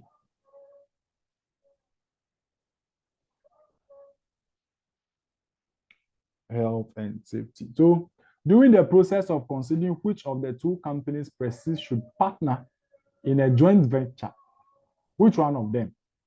News has filtered through that one of them, Fit for Purpose, has been associated with two incidents resulting in tragic loss of lives. So if what's the name? Zebra had issues with what? Integrity, making secret payments. Fit for Purpose is not able to what? Protect its employees properly, and that it has been associated with two incidents resulting in tragic loss of lives. Prior to this incident taking place, the managing director of Fit for Purpose had previously stated very clearly to Prestige CEO his view that a joint venture with Prestige would be invaluable to Fit for Purpose. It would. It believes improved Fit for health and safety procedures and bringing Fit up to the highest international industry standards. So yes, Fit for Purpose is also seeing Prestige to be a good ally. It will up their game in terms of what they are doing and all of that. So one of the incidents involved the death of 3 building workers who were killed when the open lift in which they were descending from a building came away from its temporary mooring and caused 14 workers to be thrown to rocky ground. The other 11 workers sustained a variety of injuries, but fortunately for them, none of them were serious. It was evident that the lift in question was seriously overloaded. The other incident involved the partial collapse of an apartment block that Fit for Purpose had designed and built some years ago. The northern corner of the building collapsed during a recent typhoon, and a young man was killed when he was crushed by a falling steel girder that had worked loose from its concrete surrounding during the typhoon. Investigations are continuing into the incident, and a report is due from the legal body concerned with the enforcement of health and safety in that country. The families of the individuals who suffered fatal accidents are asked for a full inquiry and are talking to compensation lawyers about claims they intend to make against Fit for Purpose. The financial director has asked the management accountant to look into the possible implications of these developments to assist senior management in its response to the situation. So you realize that all of these things, in fact, the latter part of it is about management accounting. You should look at the implications, financial implications, stakeholder implications. All of these things has to be properly addressed.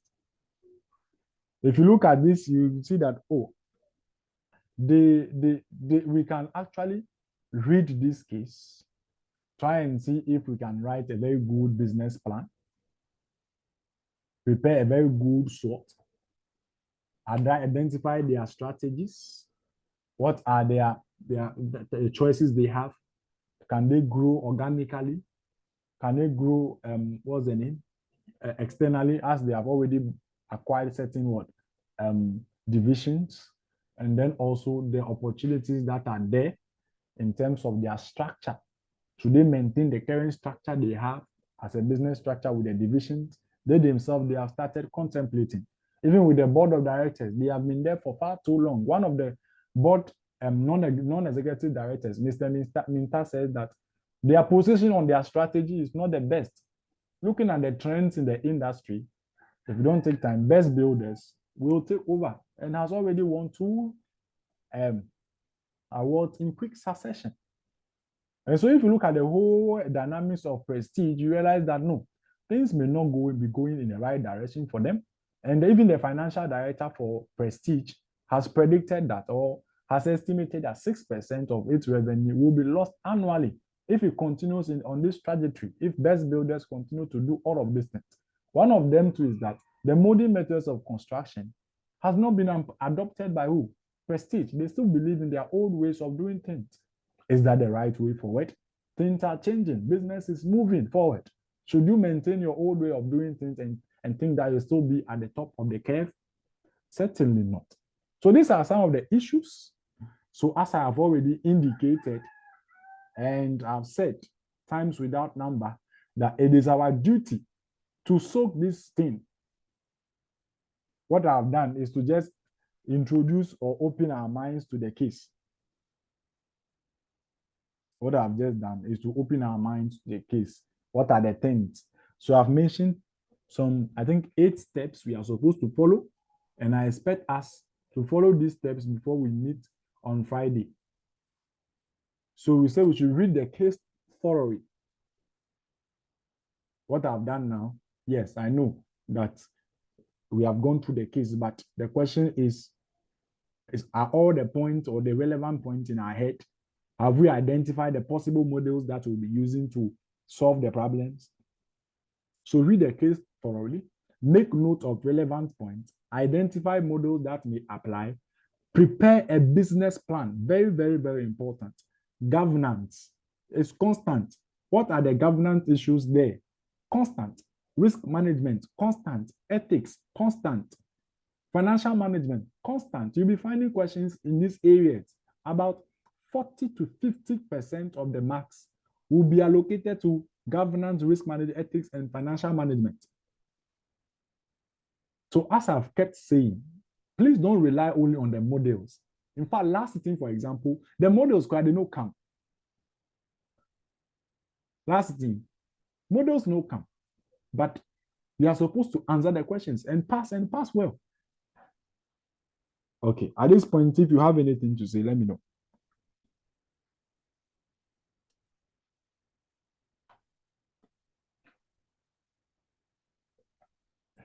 I hope my people are on the line.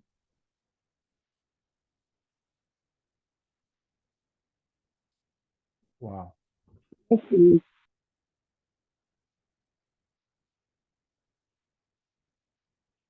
Yeah, so anything to say, anything for me?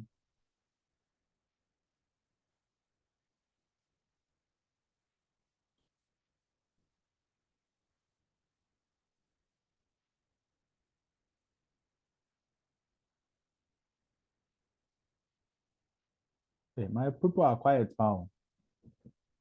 MFA.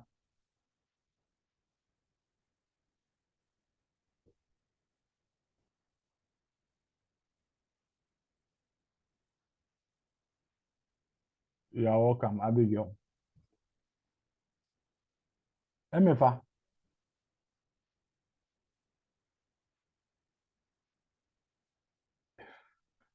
Hey, MFA says she can't talk. Asante. Sir. A regular customer. I hope you are fine. Sir, I'm fine. So, the case, have you read it? Yeah, I've read it, but as you said, I have to read it thoroughly. So Yes. You have. video. Say again. Yeah, I have to read it thoroughly, so I'm on it. Okay. So the points I've mentioned here, let us follow them accordingly. Read it, make the relevant points, identify the models, prepare a business plan, governance, risk management, and then the ethics, the financial aspect. They are all very, very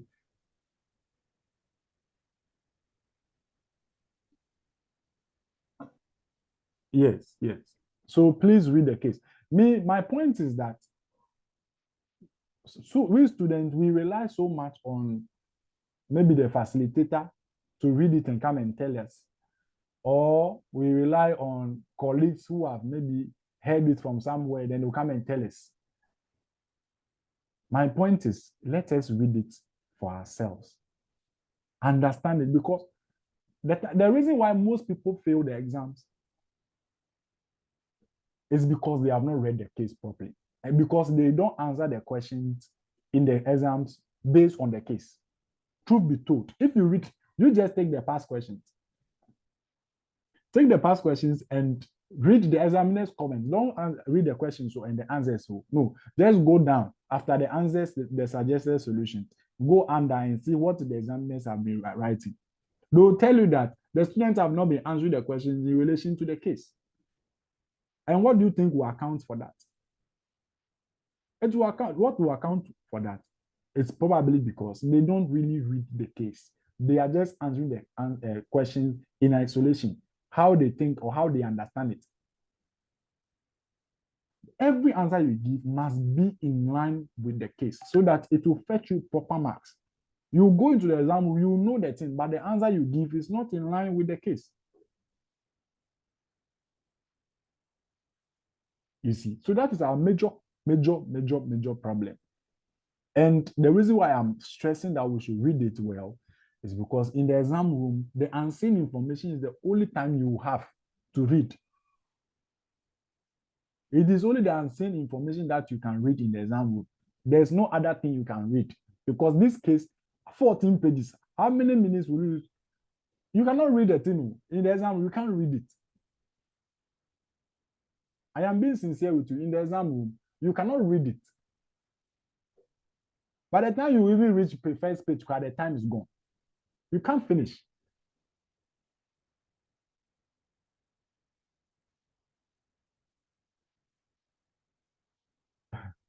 Yeah, that's true. That's true. But the case too, what they do is that because there's an unseen information, you cannot also say that you want to rely only on the links in the case, like the hints that are in the case.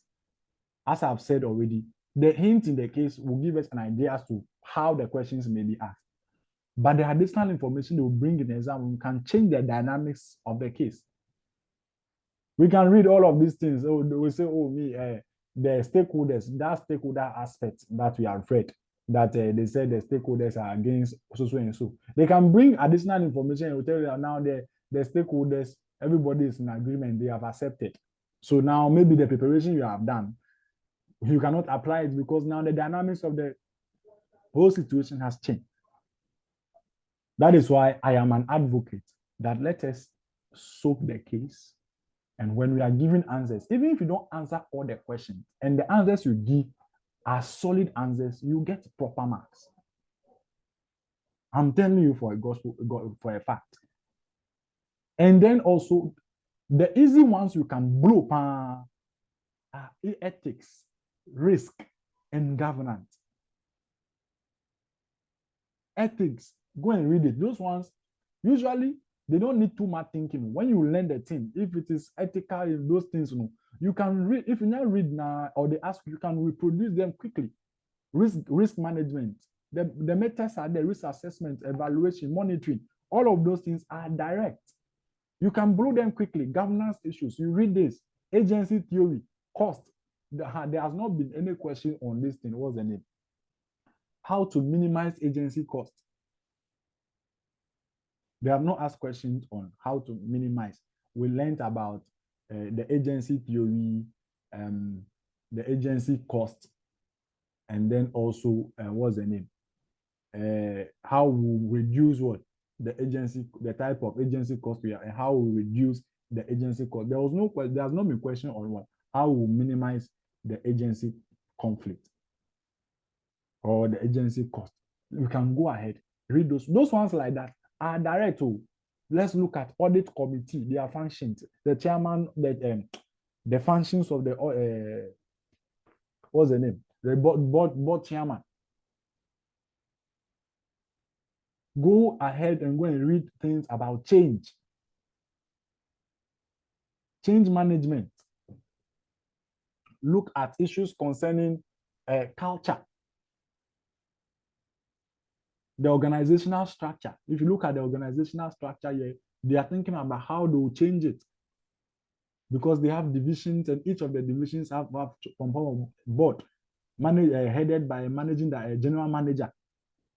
And if you look at their thing, they are trying to what? Change that.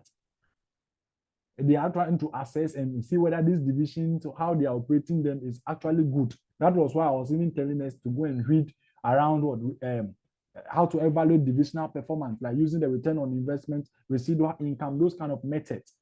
Because we may be asked to evaluate these divisions. If they are not performing well, then we have to close them down, or we take the autonomy from them. You see, so that is my point. For us to increase our chances, please don't leave any stone unturned. Financial, ethics, governance, business plan, as I kept saying it all the time, that they have not been asked. Even, okay, for the business plan, for example, they will not ask you to prepare the whole business plan from top to down. No. They will not ask you to prepare the whole business plan. But you are supposed to know from the top to the down, each part, like the table, the content, what is there. Then if you pick executive summary, what is supposed to be in the executive summary, they can ask you to prepare an executive summary for Prestige Limited as part of what? Business plan. You see, so they can ask you to prepare that. So we have that, like, what's in the executive summary. Then you come to the body. The body has the business description. They can tell you to write a short listing about the business description, or you should perform an analysis on the environment. All of those things are part of the business plan. They will not ask us to prepare the whole business plan, but within the structure of the business plan, they will tell you to maybe write a portion of it, or they can even ask you the things that will fall under that portion. And that thing fetch a big mark. Those days, they used to ask questions on business plan like 30 marks. 20 marks. So 20 good marks was those days given to what? Business plan alone. But for some time now, they have not been asking questions on it. So I'm saying that we should go and read it carefully, read business plan. Also go around performance evaluation using the performance pyramid. Performance pyramid. We have the balance scorecard, the performance pyramid. Go and read about performance pyramid. They have not asked questions on that. Look at corporate parenting. They have acquired like 2 or 3 different companies. They are supposed to be parents to them. How do they add value to that parent, those subsidiaries? How do they destroy value? You can use the Ashrit model. That's a parenting model. Look at the parenting styles or the parenting rationale. Looking at the GE business screen, they have some portfolios, the product or the buildings they sell. Look at the Bowman strategic clock. Look at the GE business screen. The greenest growth model talks about internal growth, organic growth. How do we evaluate that? In fact, the whole thing is very important. And I'm not trying to scare us, but I'm just trying to give it a wake-up call. 1 week to the exam. I think even more than 1 week, because the paper is on Friday, so we have barely like 2 weeks. But I know most of us will be writing before that Friday. So let me just say 1 week to the exams. You can still do something. It is for us to sit down and kill ourselves once and for all. Okay. In fact, if you don't have any question, this is what I intend to do for us today. So I expect us that by Friday, we should at least follow this process. So that when we are talking, or I have started facilitating Friday's class, we will have a more let me say conversational, some form of let me say discussion, so that everybody will bring his or her idea on board. In fact, case study, there's no one particular way or correct answer. There's only one. No, but we can bring all our ideas on board because we have read the case. So when somebody says this thing, you say, okay, I've also seen this thing somewhere. That is why I'm encouraging us to read. So we can dialogue, we can engage and see the best way to go about all of these things. Okay. Any other any contribution? Yes. So the models there are plenty. The models are plenty. So you can't enter into the exam room without learning. At minimum 20 models should be on your fingertips. They said they should actually the stakeholder implications. The finance director actually asked the managing director, management accountant to assess the financial implications and also the stakeholder implications. So if you say stakeholder implication, that is possible. They may even ask us to do stakeholder mapping or profiling. So if you are doing strategic management, please look at it in 3 steps. Strategic position, they can ask us to prepare a SWOT. And at the end of a SWOT, we are supposed to use the TOES metrics to suggest ways that we can take advantage of what we have identified in the SWOT, or we can use a SWOT analysis.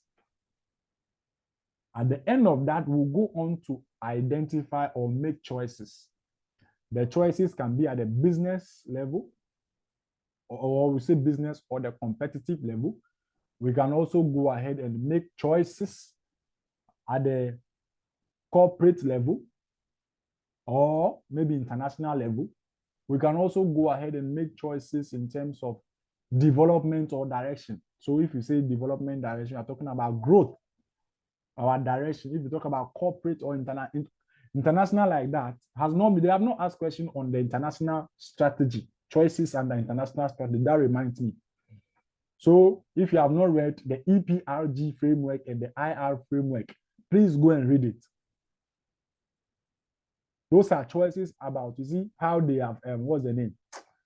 Mentioned that Prestige is trying to enter into a neighboring country. Investment in what? A neighboring country.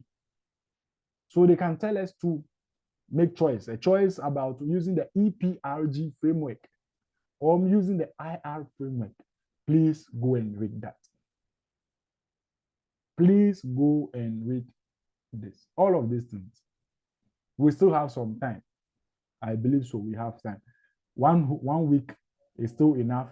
Let's manage, reduce our sleep for now, and sacrifice these few days. And at the end, we will smile with joy and with laughter. Okay. Any contribution?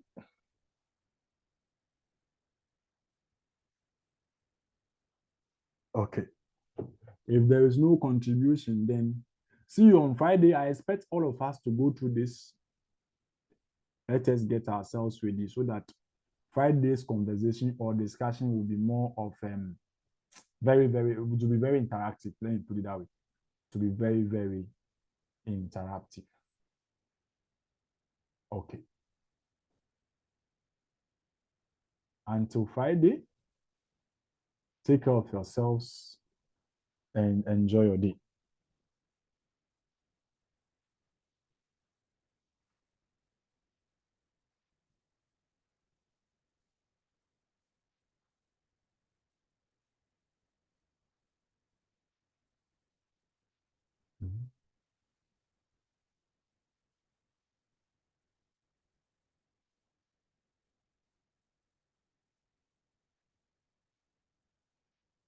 Wilson.